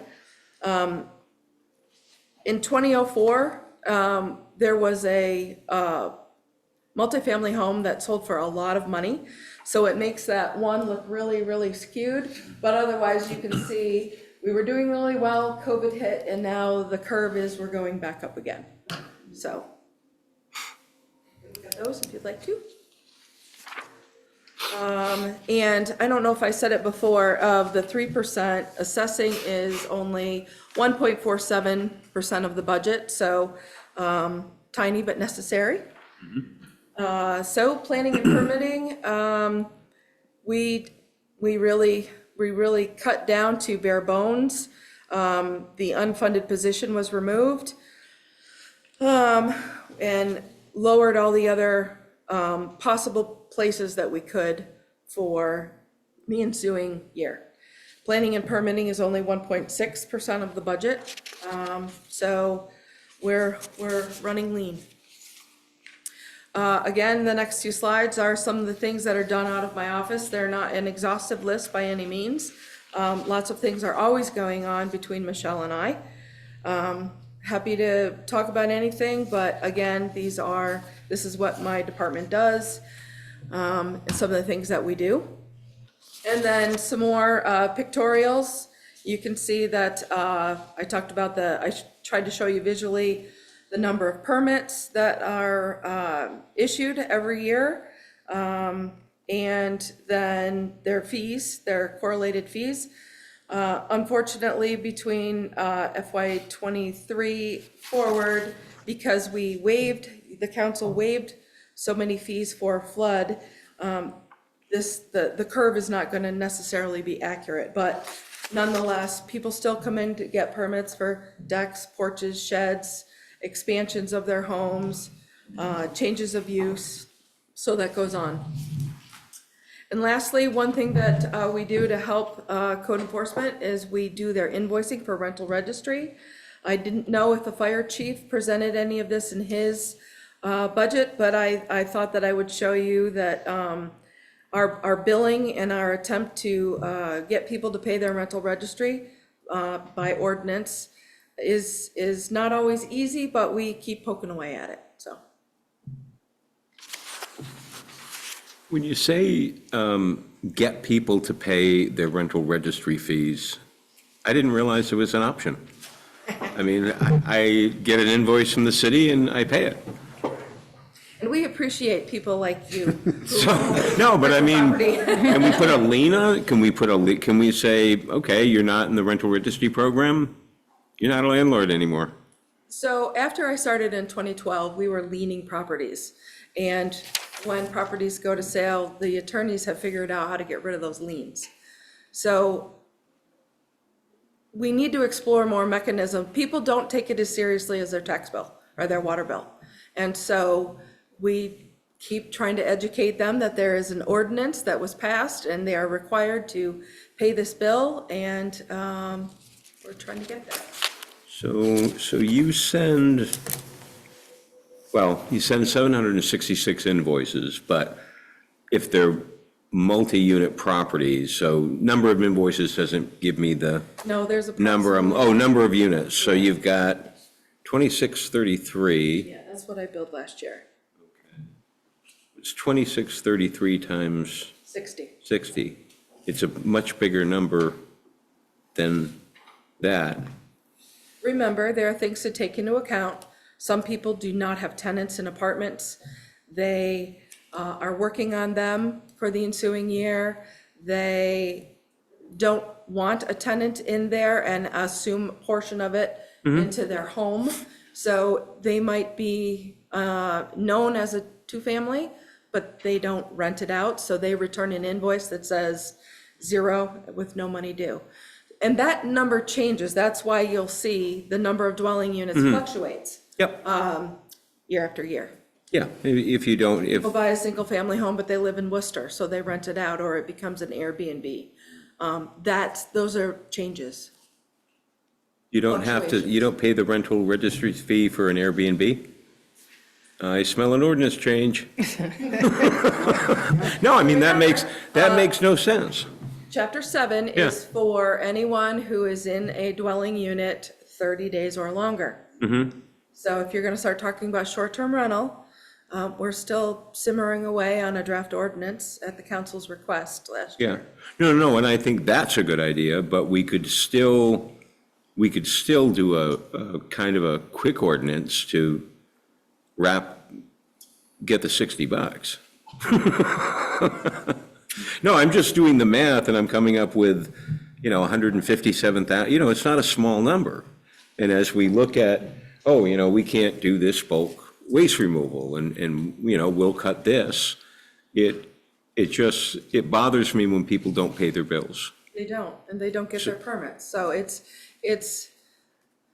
a frustrating part to explain to people, you have to.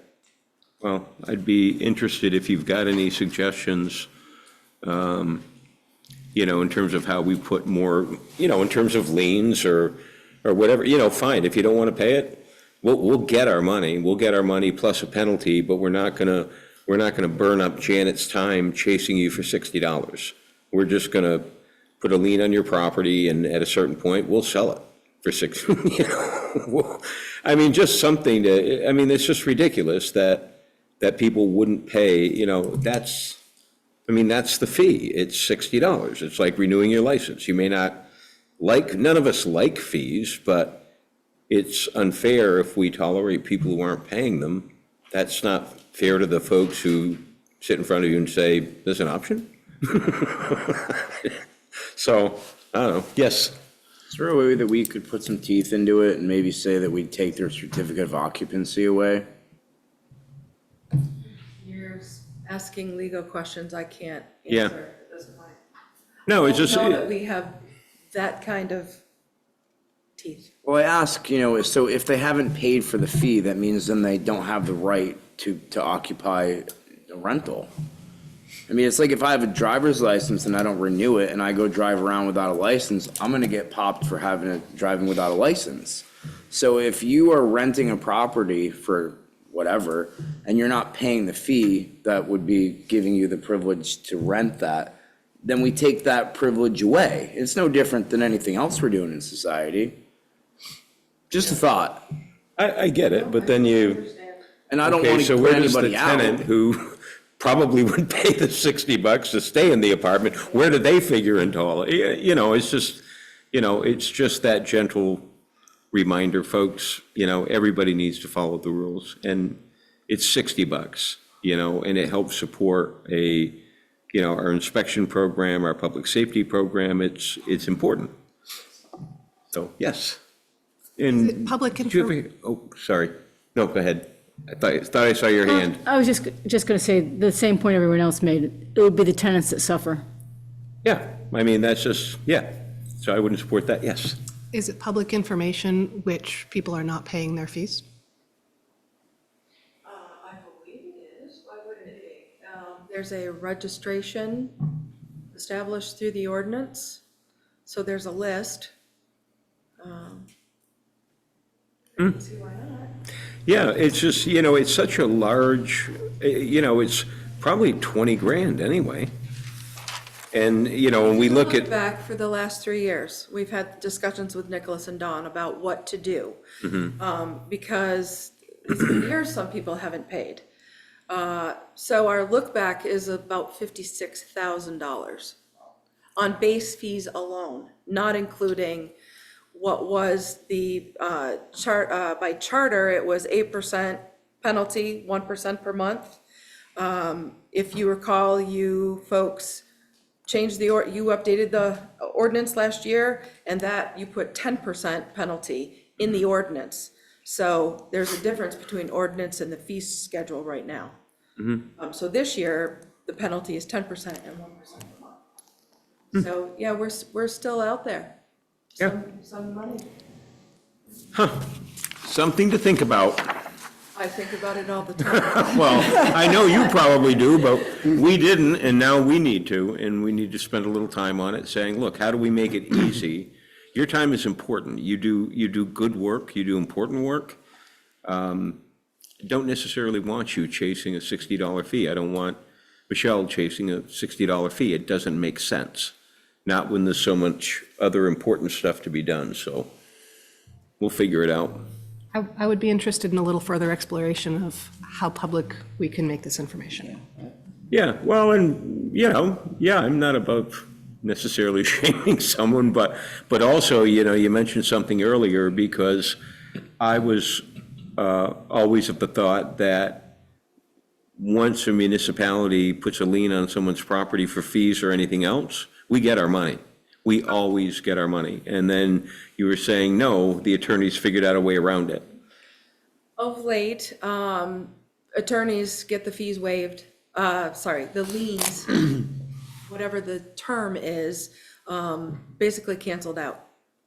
It costs you more in legal fees to enforce the lien than the value of the lien. That's the problem. And we've done judicial tickets. Those have issues on their own.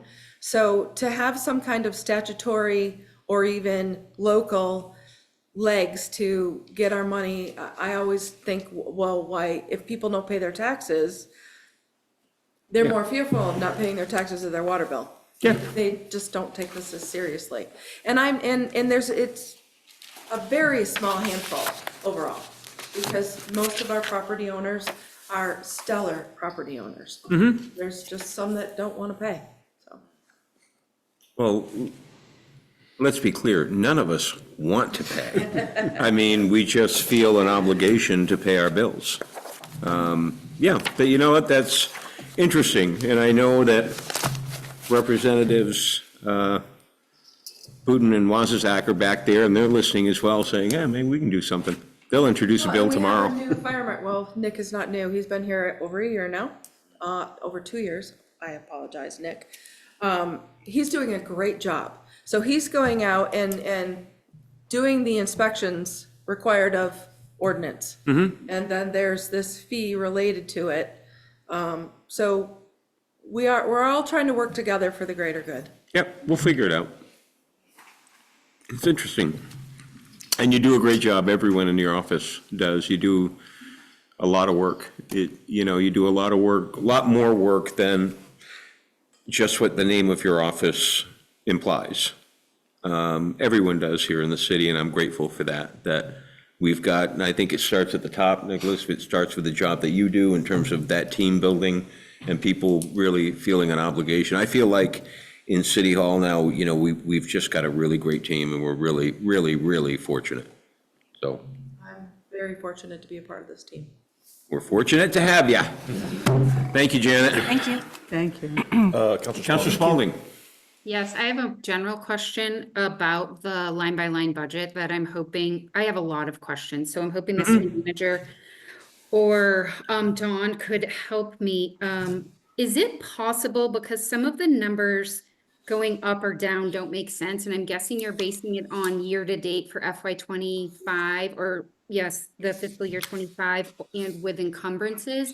So I'm curious, do you have a more thorough report that shows that? Because as an example, in this line-by-line budget, there is, you know, for, I think this is under revenue on page 4, under, on line 115, you're proposing for FY '26, $83,525 in revenue. And last year audited, we had 91,000. So I'm just curious, where are we getting these numbers? And like, is there another piece of data that is missing that helps connect those dots? Can you repeat the line? So you, Don, it's line 115. 115. 115, cemetery interments. Yeah. And I have a bunch of questions like this, but I'm not going to bog you down in this meeting with that. But I just, like, as an example, I'm wondering, is there another column that we can look at that shows FY '25 year to date with encumbrances that might be beneficial? Or is there a narrative that could explain why some of these things have changed? So in that particular one, it looks, just looking at those lines, it looks like there was a slight uptick in '24. Our approved budget in '25 went back to the '24 approved amount because there wasn't enough of a pattern developed to sort of assume a greater revenue. So if we start to see, like on that, and Councilor Spalding, they might be just different explanations on every one, but what we do is for example, on this one, I can think back to the conversation we would have had looking at this pattern of numbers, and if you go back to '23 audited, it's in the 80,000 range. FY '24 approved, we slightly increased it, and it came even above expectations, which is great, right? On the revenue line, that's a happy outcome. We went back to the '25 approved budget, went back to the '24 approved amount because we didn't know if it was a pattern yet. And probably based on where we were with actuals, when we looked at that line when we were in the Budget Congress, there didn't seem to be enough data to justify an increase of that amount. So if we had, for example, seen the year-to-date data a little bit higher, we might have ticked it up. I'm guessing that's the fact pattern on this one, is something along those lines. That's correct. And we also look at averages between the audited years. And this one in particular was 85,000 as average, so. Yeah. So if we bumped it up, it wasn't going to make a whole heck of a lot of difference. We usually will bump it if we see it's a material, or it's really become more of a pattern, or if there's a tangible data point that we have that it's definitely going up. Okay, so with all of my other questions, what would be the best way could we set up a time to meet? Could we, I don't want to, belabor this over, at this point at 8:08 at night, but I want to understand how some of these have fluctuated in the revenue side and also in the expense side, because some of it doesn't make sense to me. Some of it you can understand through the presentations that have happened through the different departments, but some of it I don't understand, so. Yeah, we're more than happy to do that. If Councilor Spalding, if you want to send us an email with questions, we'll sort of get those hammered out, and then we're happy to meet with you to walk through them line by line. There's probably, if there are situations like this particular line, I'm guessing we're looking at a lot of data like in the AP software and NEMRIC that we can use to make judgments that you're obviously not going to see here, but we're more than happy to talk through all these with you. It's and some of it is, some of them it's a judgment call, right? And if we we think that there's something that might be worthy of an increase, we do it. Some of these numbers are driven by escalators, so we'll have maybe a contractual escalator, we'll have an inflationary escalator because, for example, the patterns have shown in the past that it tends to increase X percent. And so, but yeah, we're more than happy to talk through these with you. If you send me an email, Don and I will look into these and we can set up a time with you. Okay, perfect. Thank you. Awesome. Council, any other questions? Okay, then we will move on to item 8E on the agenda. Oh, I'm sorry, yes. Can I speak to? Of course. The manager's recommendation? Yeah, why don't you come up, Steve, if you don't mind.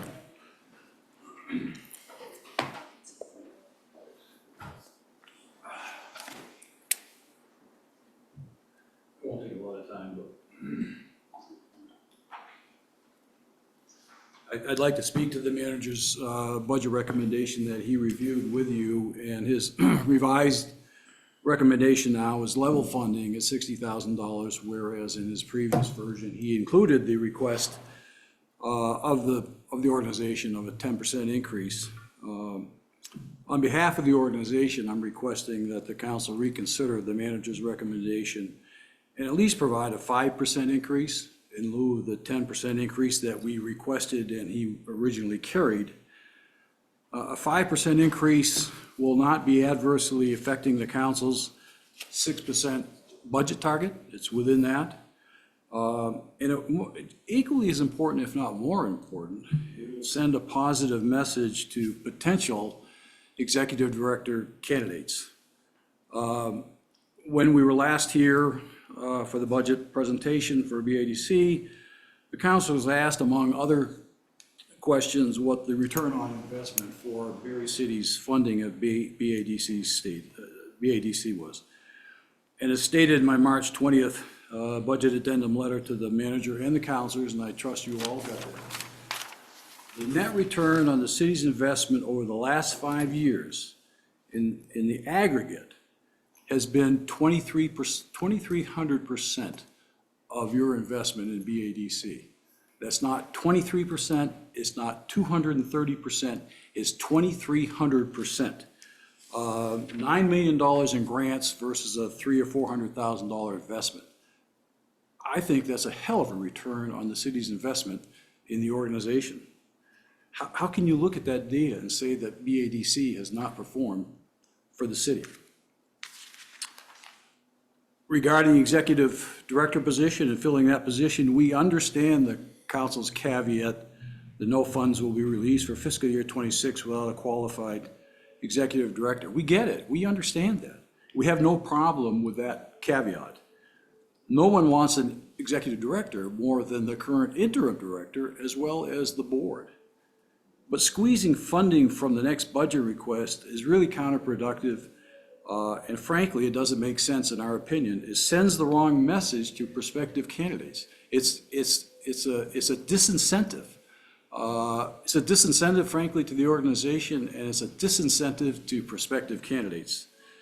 BOD doesn't need to be penalized in this search effort. We're working aggressively to fill the ED position. We are currently in discussions with 3 candidates. We're in the interview phase. And beyond that, we've retained a headhunter to recruit additional candidates if necessary. So in summary, I believe we've demonstrated that we have delivered for the city. And in my opinion, we deserve the council's support.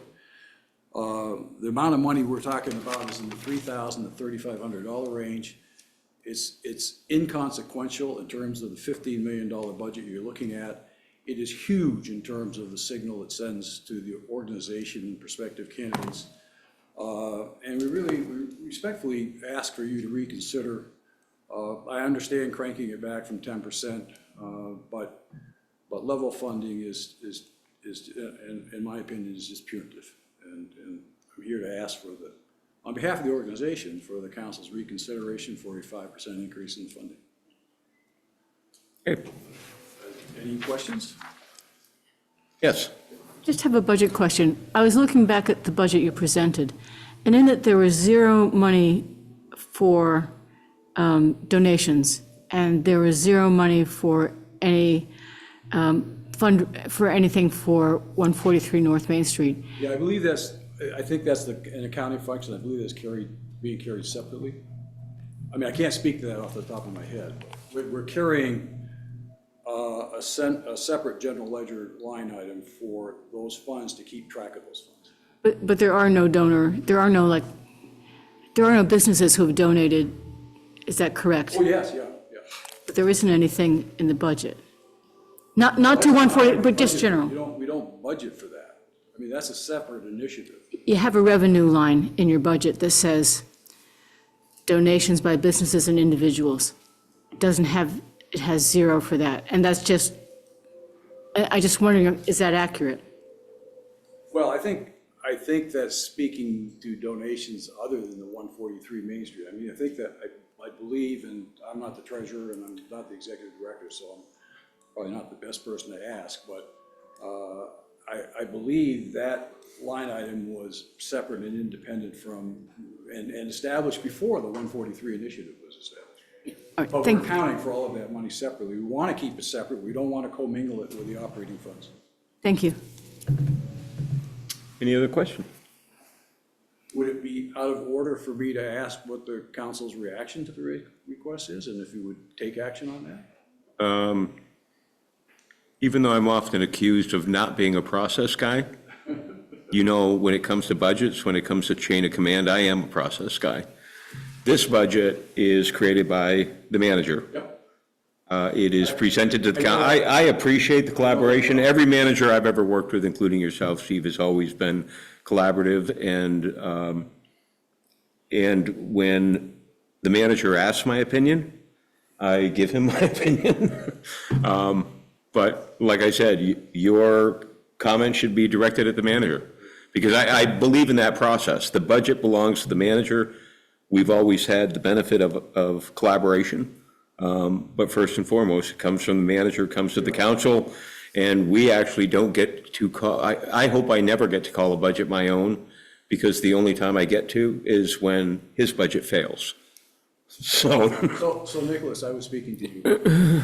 Yeah, I mean, I stand by the recommendation. I mean, I understand the points you made, Steve, but, you know, on the other hand, the position's been vacant for quite some time. I think if the organization's. But making it punitive doesn't do anything to fill a position. I mean, I'm really disappointed in that, Nicholas. Yeah. That's punitive, it's disincentivizing. I'm really disappointed that you can't adjust, meet us halfway, adjust the budget by 5%. It's inconsequential in terms of the total budget. I mean, and it sends the wrong signal. I really wish you'd agree to I think we'd have to agree to disagree. And you know, I think that the organization's had a vacancy for quite some time. We've had The city staff, look how long it takes you to fill some of the positions on the city staff. It's no different. It's no different. Seeing as this is not a council, with all due respect to both of you, this is not a council discussion. This is, this is a discussion, if you want to have this discussion with the manager tomorrow, I'm sure he'd be happy. But it's not, again, it's not something, I mean, if an individual counselor wants to make a motion, I'll certainly recognize the motion, I'll recognize the second, and I'd recognize the vote. But I wouldn't participate in the vote because it's not the process. You've been there before as well. I'm not trying to go around doing anything. And frankly, that's why they came to the council and the manager as well. Okay. But thanks for your time. Thank you. Thanks, Steve. Thanks.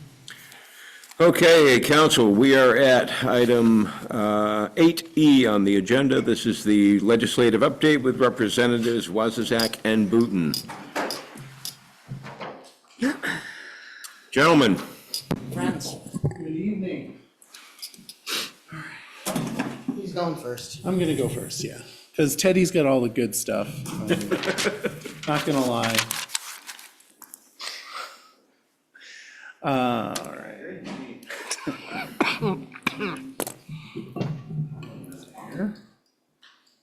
Well, anyway, so the budget came out of appropriations today.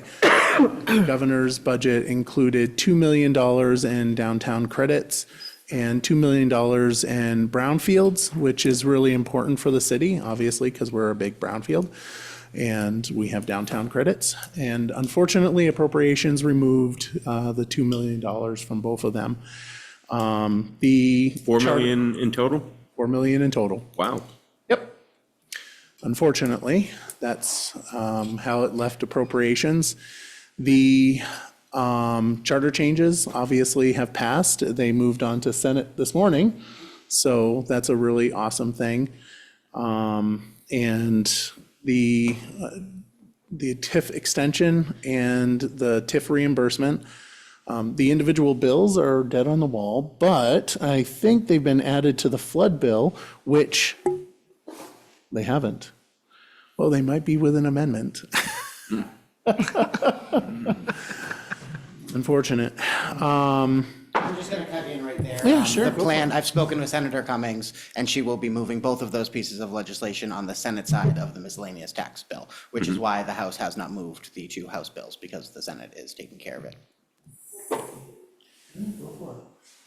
You're done? Yeah. All right. Okay, a whole bunch of, additionally in the governor's recommended, in the FY26 budget as passed by House Appropriations, and second reading today in the House. You'll recall that in the governor's recommended budget, there was $1 million allocated to the Prospect Heights project. The governor in his requested budget recommended $1 million for a project in Brattleboro, $1 million for a project in Bennington, and $1 million for the Prospect Heights project. In the capital bill, those three projects were combined onto one line item that is funded at $2 million, and it's up to the administration to decide how to spend those $2 million throughout those three projects. And I will say that Prospect Heights, out of the three projects, Prospect Heights was by far the most well-prepared and thorough in terms of budgeting and project planning. So we are definitely in the strongest position to receive the largest chunk of that $2 million. And additionally, there's that $2 million. And to the comment about the downtown tax credits, et cetera, in order to get a unanimous vote, meaning getting the Republicans on board in the House Appropriations Committee, there was a dictate of basically no new money. So they're moving other funds to make that $2 million work. So it's following the governor's recommend that those tax credits were taken out in terms of the bottom line. The flood bill will have its second reading on the floor tomorrow, H397, which does a whole bunch of good things for towns, including Barre City. It establishes a framework, a statewide flood framework, and has multiple municipal supports in it, and that framework requires, among many other things, the Department of Emergency Management to consult with municipal officials and long-term recovery groups like Barre Up in their statewide flood response planning so that we're not scrambling. A different bill that I introduced, H164, got folded into the flood bill, which includes a change to the local options tax, which will allow, right now, the municipalities retain 70%, the state gets 30%. We are adjusting that formula so that the towns will receive 75% and 25% will go to the state, which will be, I've done the rough math, it'll be, I think, a little under $100,000. That goes into effect July 1 of 2025. Also in the flood bill is the governor had recommended using $1 million of pilot special funds to reimburse the lost municipal tax value for flood brought out properties. So any of our properties that go through FEMA, the municipality for 5 years will be reimbursed at 100% of that lost value, paid for by this pilot special fund, which is also kind of local options tax money. We renamed it because he called it the Voluntary Buyout Reimbursement Program, and that just got really confusing really quickly with all the different buyouts. So it's now the Municipal Grand List Stabilization Program, but it's the same thing as in the governor's recommend. Also in the FY26 budget and in the flood bill is about $500,000 for urban search and rescue, which comes out of Colchester. And those are the folks who were helping our residents in the North End get out on boats during specifically the 23 flooding. So that has been sort of it's been a duct tape organization. They've put together money very creatively, but they've never had direct state support. So they are getting about $500,000 there. Mentioned Prospect Heights. So that's the flood bill. That will get, there's a bunch of other stuff in there. Also in the FY26 budget that was passed by House Appropriations is the 1.8 million in direct municipal supports, of which we would get $50,000. That just got rolled into the FY26 budget because the governor vetoed the Budget Adjustment Act. He said he didn't want any new money in the Budget Adjustment Act, so we moved it into the FY26 budget. We have sent the governor a new Budget Adjustment Act. We voted that out Friday? Today? I think today. Which removed all new money and used existing funds to extend the GA motel program to June 30th. The governor has not directly said that he will veto it, but we would not be surprised to see a veto. And it spends $0 new dollars. It uses existing funds to extend folks to June 30th. And he has appeared not supportive of that compromise, in which we have done literally everything he asked us to do with the budget adjustment except extend the date to June 30th. And that seems to be the sticking point. That would result in, if nothing changes, that would result in 700 plus households, not people, households, being exited from the program on June 30th. The rest of them would be subject to an 80-day limit. And because of the lapse in the rules from last year, everyone has used a certain portion of their 80 days already. So there would be 700 households exited on April 1st. And then basically within 90 days, the rest of those households would also get exited, except for a very small population of people. Families with kids would get to stay a little bit longer, and those who need electric medical assistance, meaning they are dependent on a device. They would get to stay in for a little bit longer, but that does not cover people with general medical disabilities. That does not cover the 200 plus homeless veterans that are currently in the GA motel program. All of those folks would be exited if the governor does not sign the BAA. Last big thing to talk about is the education reform that's happening in the State House. Short-ish version is that the House Education Committee is expected to vote by the end of this week or early next week on the policy language for the education proposal. That would then come to the committee where I sit on Ways and Means, which we would plug in the funding pieces. And acknowledging that this is not the school board, while it's all very interesting to me, I won't go into more detail there. Happy to answer questions about it. We could get lost in the weeds very quickly. So those are the big, GA, flood program, ed reform, Prospect Heights, budget, yes. Let me take the mic about the education portion of it.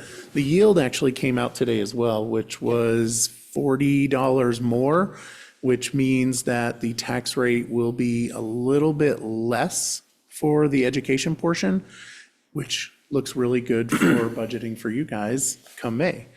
And, like you said, this isn't the school board, but I know our committee has been working on the career centers and possibly merging them into one district. I am a big proponent of actually merging the career centers with our high schools to be technical high schools, which I think would be a far better model than what we currently have, where career centers are fighting for students between the high schools and the career centers.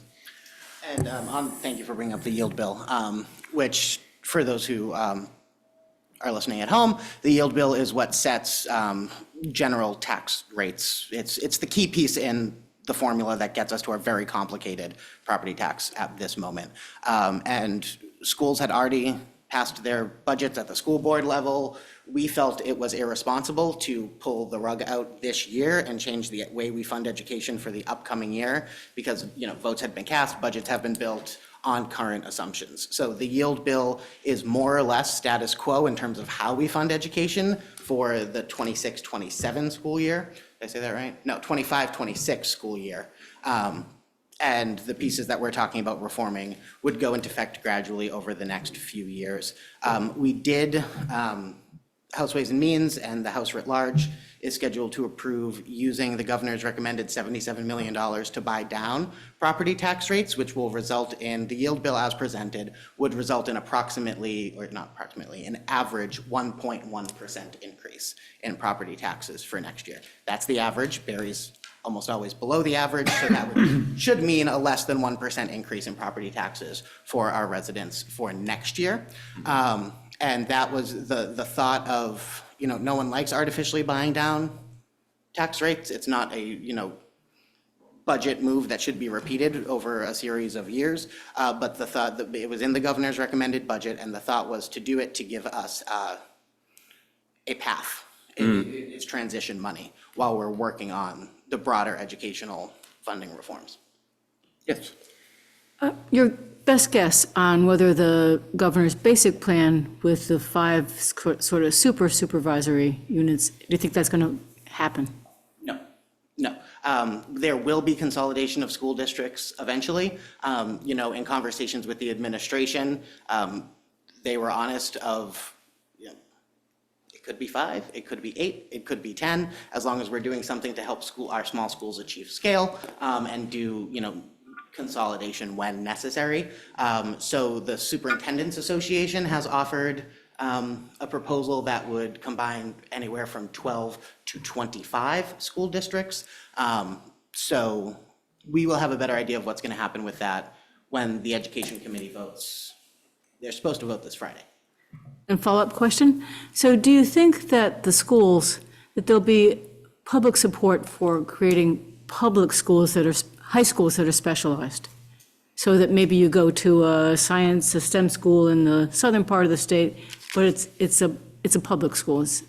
Yeah, the framing of this is the Brigham decision in Act 60 from 1997, which says that you have to provide adequately equal opportunity to all of the students, and that's the constitutional standard for education, which I would argue we're not meeting now, but I digress on that point.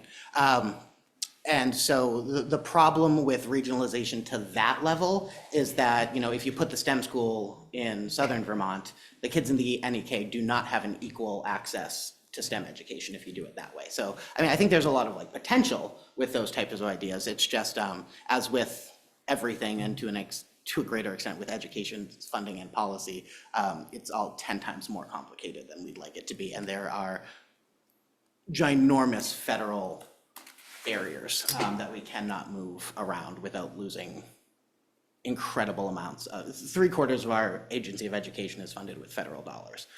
So we have to be very careful to stay within those federal guidelines, or we wouldn't be able to pay for education in Vermont without Thank you. that federal money.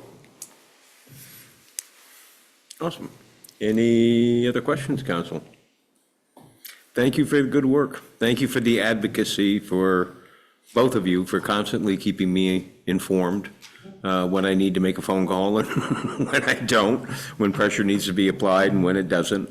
We appreciate it. So you're both, honestly, you always worry when you're sending 2 freshman representatives. You've both just exceeded expectations in terms of how hard you're working, how well you're both respected already, the reputations that you're already developing as gentlemen who are reasonable, who people can work with. It doesn't matter which side of the aisle you're on, you can have a conversation with each of you, and that's just so important. So thank you for that. Yes. I had an opportunity to read through the flood omnibus bill, and superb job. So thank you on writing that, marshaling that, doing just incredible amounts of work to get that through. One piece, and I apologize, I haven't kept up it as close as possible, that we had talked about early on, was the regional fleets for equipment. Did that make it through? No, that is going to be worked on so the flood omnibus bill, this was the plan before I start explaining this. We introduced one big flood omnibus bill, H397, which is being used as a vehicle for portions of that bill. Anything that had to do with the Agency of Natural Resources and VTrans was stripped out of the bill so that this bill could focus on municipal tax policy, financial supports, and governance structures. The plan is to work with, and we've had conversations with, speaking of working across the aisle, Senator Collimore, who is Republican from Rutland, Chair of Government Operations on the Senate side, and Senator Richie Westman, Republican from Lamoille County, who's the Chair of the Senate Transportation Committee, about working those pieces on that side so that, the House didn't have to do all the work. So it's not in H397 as will pass the House, but still conversations very much happening on the Senate side. Thank you. Yeah. Anyone else? Yes. Just one additional follow-up question. Relative to the negotiations around the Budget Adjustment Act, at one point, the governor had tossed out a extreme last-minute funding proposal for $2.1 million to go to municipalities because we can fix this problem of people who are without housing.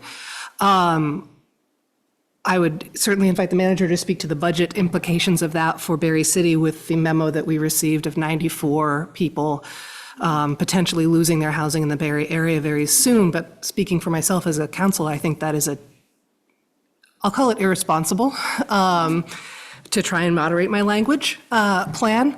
And I would hope that you both, having both sat on this side of the dais and understanding what the resources that the city has at its disposal, would both push back strongly on that as a bad plan. And in fact, in conversation, when that plan first came out, I called Nicholas to get his reaction, and he had a very strong reaction to that as well. And I said to Jason Malucci is the governor's legislative affairs person, and I said to, I was like, Jason, you could give us $1 million tomorrow. It's a timing problem. More like, we don't have the staff for these supports. We don't have the capacity to immediately stand up shelters. The homeless shelters that we do have been at capacity for 5 years. And so, we all have criticisms of the GA Motel program. No one thinks it's perfect. No one thinks that everyone who's in the program now are getting their needs met. But there has not been an alternative plan other than just give municipalities some money with what an alternative might look like. And without that, I would agree that it would be irresponsible to unhouse these individuals. Thank you. Yes. Oh, sorry. I was recognizing. Okay, along that line, You're next, Councilor. me? I'm No, next? no, you're good, yeah. Okay, along that line, is the legislature working to evolve a plan? For the last, God knows how many years, this has been an issue, and it gets bumped down the road every year. I am so glad you asked that question, because yes, as a matter of fact, the House Human Services Committee will be voting out H91, if you want to look that one up. And H91 basically transitions to, and there's about $10 million, not appropriated, but reserved for the implementation of H91, which would significantly strengthen the capacity of our 5 CAP agencies. Ours is Capstone. It has different names around the state. And working with them and a whole bunch of other service providers to come up with support systems, stand up stronger support systems. And that would be, partnered with, I'm also reporting H479, which is the housing bill, the House housing bill on the floor tomorrow. With the thought of, let's get some units online too, so folks actually have a place to go. So yes. And then as a follow-up, does that mean that it's going to be time sensitive? Like, this is what we want by the end of this legislature? How do you mean? Well, just, can we expect something will be in place for next year? Yeah, I believe that the implementation, I believe some implementation of H91 starts in 26 and then additional implementation in 27. But I don't want to give you incorrect information. So I don't want to go further than that. Thank you. Councilor Deering. My question's kind of along the same lines. We're always sounding the alarm about, hey, with time crunch. We did this last year with press conferences and things. We put a Band-Aid on it, and here we are again next year. So what are we, and you said H91, I'm going to look it up. I haven't had the opportunity to really delve into a lot of that stuff right now. But I'm curious, what is the long-term solution to house people? Because we know that we can't continue to pay these bills and expect things to change when they haven't changed in some time. So just without looking at H91, what are the long-term solutions that the House is really proposing? And I don't care if you're a Republican or a Democrat. I want to know how we're going to fix things and not just put Band-Aids over them. So we're looking again 12 months from now saying, all right, hey, we're back in the same situation we were, and now we have people exiting motels April 1st. Well, let's try to get them, another couple extra months. And I feel like we're tugging at a lot of heartstrings for people, as we should be, because these are human lives, but we're not making a long-term plan. And it's something that I've said since last year, is that we don't have a long-term plan. We haven't seen a long-term plan. We just see numbers thrown out, money thrown out, and really we're looking at people being thrown out. So what is the long-term plan? Well, I think it's partially what I just, H91 serves to be a good chunk of that, and that's much stronger community service or social service delivery systems through the cap agencies and other stakeholders. It's the housing bill we're voting tomorrow. But quite frankly, I think that's a question best asked to the governor. He is the one who has the control of the entire executive branch at his disposal. And I also want to just remind us when we're talking about the GA Motel program that it has already been significantly wound down. We talk about protecting the most vulnerable. The folks who are still in the GA Motel program are the very definition of it. The only folks who are there now are those with medical disabilities, families with kids, those who are pregnant, veterans, and those who are have fled domestic violence. And I certainly don't think any of them deserve to be unsheltered, next week or in June. So I think that H91 and the housing bill, move towards that, because the long-term plan has to be housing first. We know that that's the only actual model that works. If you are not housed consistently, everything we do is Band-Aids if you're not housed consistently. So I think that that's I don't know if you want to speak for the Republican side or you are with the administration. Yeah, I support the administration. That's been quite clear. Understood? Could I ask a question? Yes. Thank you. Of course. So in light of all of the things that you've just said, is there going to be some kind of action before these very vulnerable families and people with medical issues are thrown out on the street? Like I said, we've sent the new BAA, which spends no new money and extends the program to June through the governor. So, their fate is now in his hands. Because, we have literally given him everything he asked for, with the exception of extending the program for these most vulnerable neighbors. And April 1st is in 7 days.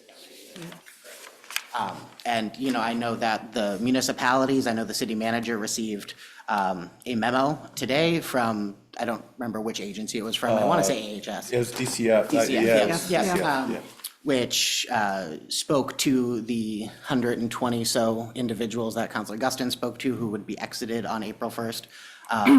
But we have not heard anything from any of these agencies about what additional supports would be offered with state resources to municipalities were he to not sign the new BAA. Okay, thank you. May I ask a Yes. follow-up question on that? You keep using the language "we." When you say we've passed the BAA, we are waiting. I guess I'd ask Representative Booton, you said you support the administration. Do you intend to forward this program? You've just spoken about housing. Well, we've talked about housing people. We've all made it clear. Representative Wazazak has spoken about how the most deeply vulnerable are in this program and about to be exited on April 1st. Where are you on that? Sure. So I do not support the general housing assistance program. I do support what the Governor Scott has offered. The folks that pushed forward the new BAA were given the option for what the governor wanted, and they decided they didn't want that. So they've gone this way, and I will support Governor Scott's decision on it. And when it comes back to the House, I will uphold his veto. So you're in support of the $2 million that was tossed out to municipalities to expect us to solve this problem? So the offer that he made, and I can pull it up. Excuse me, just a clarifying question, 2 million for the entire state? Yes. 2.1, actually, for the entire state, yes. It wasn't for the entire state. It was for specific municipalities. But it was spread across municipalities across the entire state. Correct. Yeah, the municipalities which have hotels within there.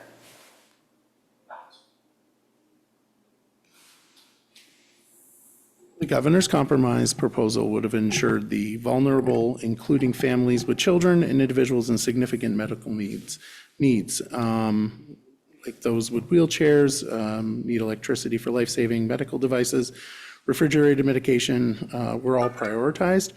And they did not want to do that. So they wanted to go with the way that they wanted to go. Because of the 700 plus additional households with veterans, pregnant individuals, those who are fleeing domestic violence, and medical disabilities, which do not rise to their definition of disabled, would be exited on April 1st. Counselor Spaulding, did you still have your hand up, or was there a follow-up? Yeah, no, I just have a follow-up for Representative Booton. So, you are okay with exiting all of these people from the hotel program, from the motel program? Without a plan? Sonia, I have been on the record saying I do not support the voucher program. That's what I put in my information as I got elected. And, I mean, I'm not sure. I didn't ask if you supported the voucher program. I asked, are you in favor of exiting all these people from the program? I would much prefer people go into shelters, and centralized services would be there. I mean, I We don't. don't have any, so you're okay with putting them on the street because we don't have those available?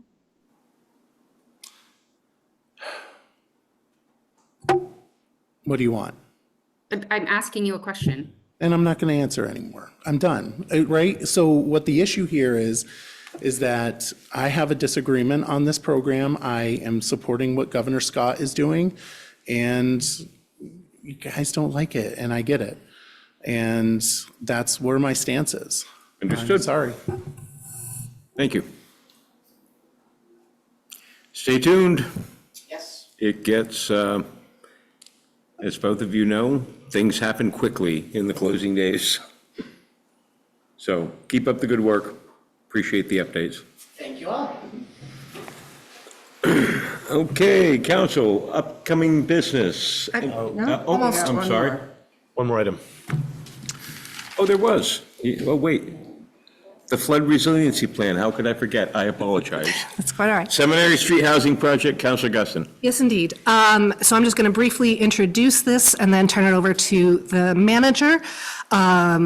One large chunk of the flood resiliency plan covered housing, improving housing, replacing housing that we lost during the flooding events.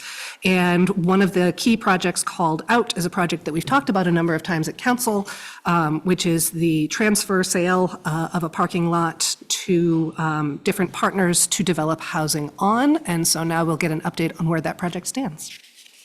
Thank you, Councilor Guston. So I have the PowerPoint up on the screen, and it was in the packet. This is, just shows you the direct citation from the flood resiliency plan and just an overhead view of the lot that we've been talking about. The city has options to sell the lots for $1, and so that is ongoing. We're making good progress on this project, and I'm happy to share the news today. So just backing up just a little bit for context, the housing was probably our largest impact from the floods. We had 67 buyout applicants, and 28 of those are moving forward, 39 are not pursued. But just even the bigger picture, stepping even beyond that, we have over 350 properties that sustained significant damage, and 13 property owners who applied for elevation. So by any measure that you look at, housing just took it in the chin in the flood. And we already knew we were at a deficit even before the flood, right? So it was just exacerbated an already difficult situation. We have a lot of interesting, exciting, potential housing projects underway in various stages of the process. This just gives you sort of a visual of those. We've talked about the north end and what could happen there. Wabi Park, we've been working with Downstreet on potentially 4 to 5 single-family homes in that lot. Prospect Heights, a potential for 79 units. And then 143 North Main Street, which is in the most infancy, right? But that has the potential to be great also. It's about the same size as the Seminary Street lot. And then, of course, Seminary Street, which is 32 units and is the furthest along of any. This is just to give you a visual of what will be on that lot, which I think will just be such a great improvement over what's there now. Just to give you just the pleasure of seeing, what's coming, which I think will be, again, an enormous improvement. A very nice looking building right in our downtown with 32 units of housing. So as for the project status, we have overcome two big steps. One is that the project has DRB approval. And the other piece is that we have run out the 30-day public notice appeal period. So we listed the purchase terms, or the sale terms in the paper, the 30 days elapsed. So those are two sort of opportunities for there to be opposition, appeals, et cetera. Those are two big steps that we've surpassed and are behind us at this point. We are working very closely with Down Street right now, negotiating a development agreement. We're putting final touches on what could be a TIF part of this package for this development to work. And Down Street is awaiting a decision on tax credits, which is also another integral part of their financing plan for this project. Those decisions for those tax credits come in April. So we are, and by we, I mean it's myself, it's the council, thank you, approved a legal contract with an attorney who has experience in development agreements. So we're working with Tim Sampson, myself, and Stephanie Clark, who works for White and Burke. We are the team for the city, obviously with support from Carol, who's our TIF administrator, and from Janet on the planning side. And Tess, who's been sort of helping from this project from the inception, from the time we listed it for sale. So we are the team that's working on this. We've shared drafts with Down Street about a development agreement. Very collaborative. We're basically sort of in a waiting pattern, waiting for Down Street's tax credits decisions to come through. And then we are, as we're working with Stephanie to get a TIF component done, which will come back to you also, right? That's another big piece that does come back to the council. So you will see that hopefully very soon, as well as we keep proceeding on this project. So a short but I think very positive update. This is the furthest housing project. This is the furthest one that's along. Again, very great partners all along. It's now shifted more to the Down Street side, but as you all know, DEW is integral. It's very integral to this project, as is Evernorth. Again, all three terrific partners. And we will have more information for you and actual decision points for you, including on the TIF component very soon. And hopefully we get some positive news on the tax credits for Down Street so we can keep moving in the right direction. A brief follow-up question. If the tax credits are approved and the TIF negotiations go smoothly, when are we looking at taking pictures with shovels? We could be, we have to back into a bond for the debt, for the TIF component, whatever that ends up being, which means an application to VEPC. And then we're probably looking at earliest late fall, probably spilling into early into the next calendar year, just because of when, of the deadlines to get to VEPC, warn a bond hearing. We also have 30 days after the bond vote for that to expire. So we just have some calendar challenges to get us probably sooner than the end of the year. So that's the hope anyhow. Thank you. Yep. And then we run into a little thing called winter. Yeah. Yes. So, Yes. and now, I mean, it's the construction season in Vermont. Yep. And ideally, projects are much more efficient if you stick the shovel in the ground and take the picture in the spring. Yeah. So that would be, honestly, that would Yeah. be my guess, probably spring of 20. As much as I'd love to say this fall, looking at that schedule, that would be a stretch. I'd say the spring of 26. And I think the mayor's right, and I think it's not even the team's willingness, and Down Street is all steam ahead on this, and DEW is too. It's really just those statutory months where we just have to wait, right? And I think, right, we wouldn't blame anyone for waiting, for example, for the 30 days after a bond vote to expire before they commit. So those are, it's still, everything is moving great. We have, and the real important thing is we have excellent partners that are very committed to getting this done, which is a relief. It's really terrific working with all of them. Thank you. Okay, council, we're at upcoming business. Anything anyone would like to see on a future agenda? Right now, I'm really just maintaining the progress on the budget. Obviously, we've got to get the warrant done for our meeting in May. I'm sorry, you were going to say something? I was going to say something. I asked a while ago, a few weeks ago, for a comparative update of police data on crime rates. So it's not a rush, obviously, but I would like to have the data so we can say, oh, it was like this in the fall, it's like this now, just so that there's some hard data. So when that's possible, that would be great. Thank you. Yep. Yes. Just know that the manager and I met on the next series of updates to the flood plan. So we'll be hearing about the revolving loan fund, talking about the stormwater systems study, infill development, and I'm tossing this one out here. He doesn't know about this one yet, but I'm going to ask the Parks and Rec Committee to update us on the small micro grant program that we had talked about at a previous council meeting.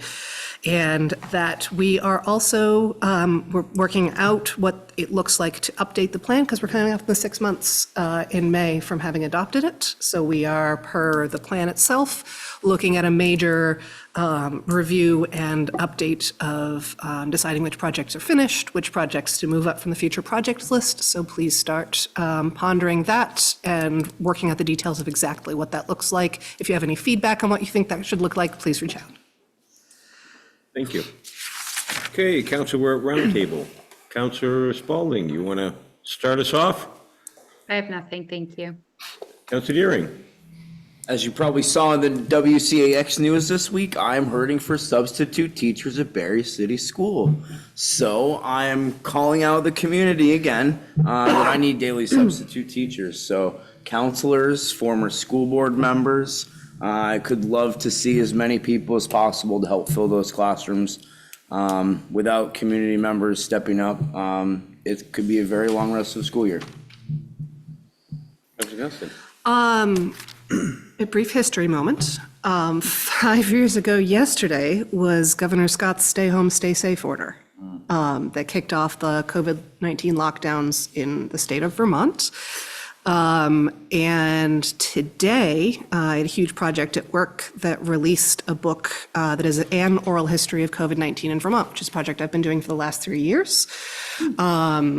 So this is with the Vermont Historical Society, my day job. We have been collecting oral histories of people who experienced COVID-19 in Vermont in order to document that for future generations of historians. So we are in a commemorative anniversary moment and sort of sharing some project results on that. And as a brief moment on that, I will note that the organization, federal agency that funded that project was eliminated by executive order 11 days ago. So we're still waiting to see if we will be reimbursed for the last year of that work. And future projects to fund similar work are in extreme doubt. So sorry to end on a down note there, but very proud of that project. Sean Bell? Well, I say thank you to you, Councilor Amanda, and yeah, thank you. And as for anything else, I pass. Councilor Bergeron? I spent the last couple of weeks up at the basketball tournaments, the auditorium, and I'm happy and proud to say that nothing but good comments. The facility, the staff, the volunteers that put the tournament on. In fact, the director, Megan Sissio, was in Windsor Saturday for the Vermont basketball seniors. They recognize all the seniors in some all-star games, and she said she was just shocked at how many people came up to her and said, we went to Barre to watch the games the last 2 weeks, and there's not a better place to go and watch the games. So hats off to to the city and the tournament crew. Fantastic. I'll pass. Okay. Motion to adjourn would be in order. Second. We are adjourned. No, we're not going to vote it. You don't have to. Good night. Good night. I did so.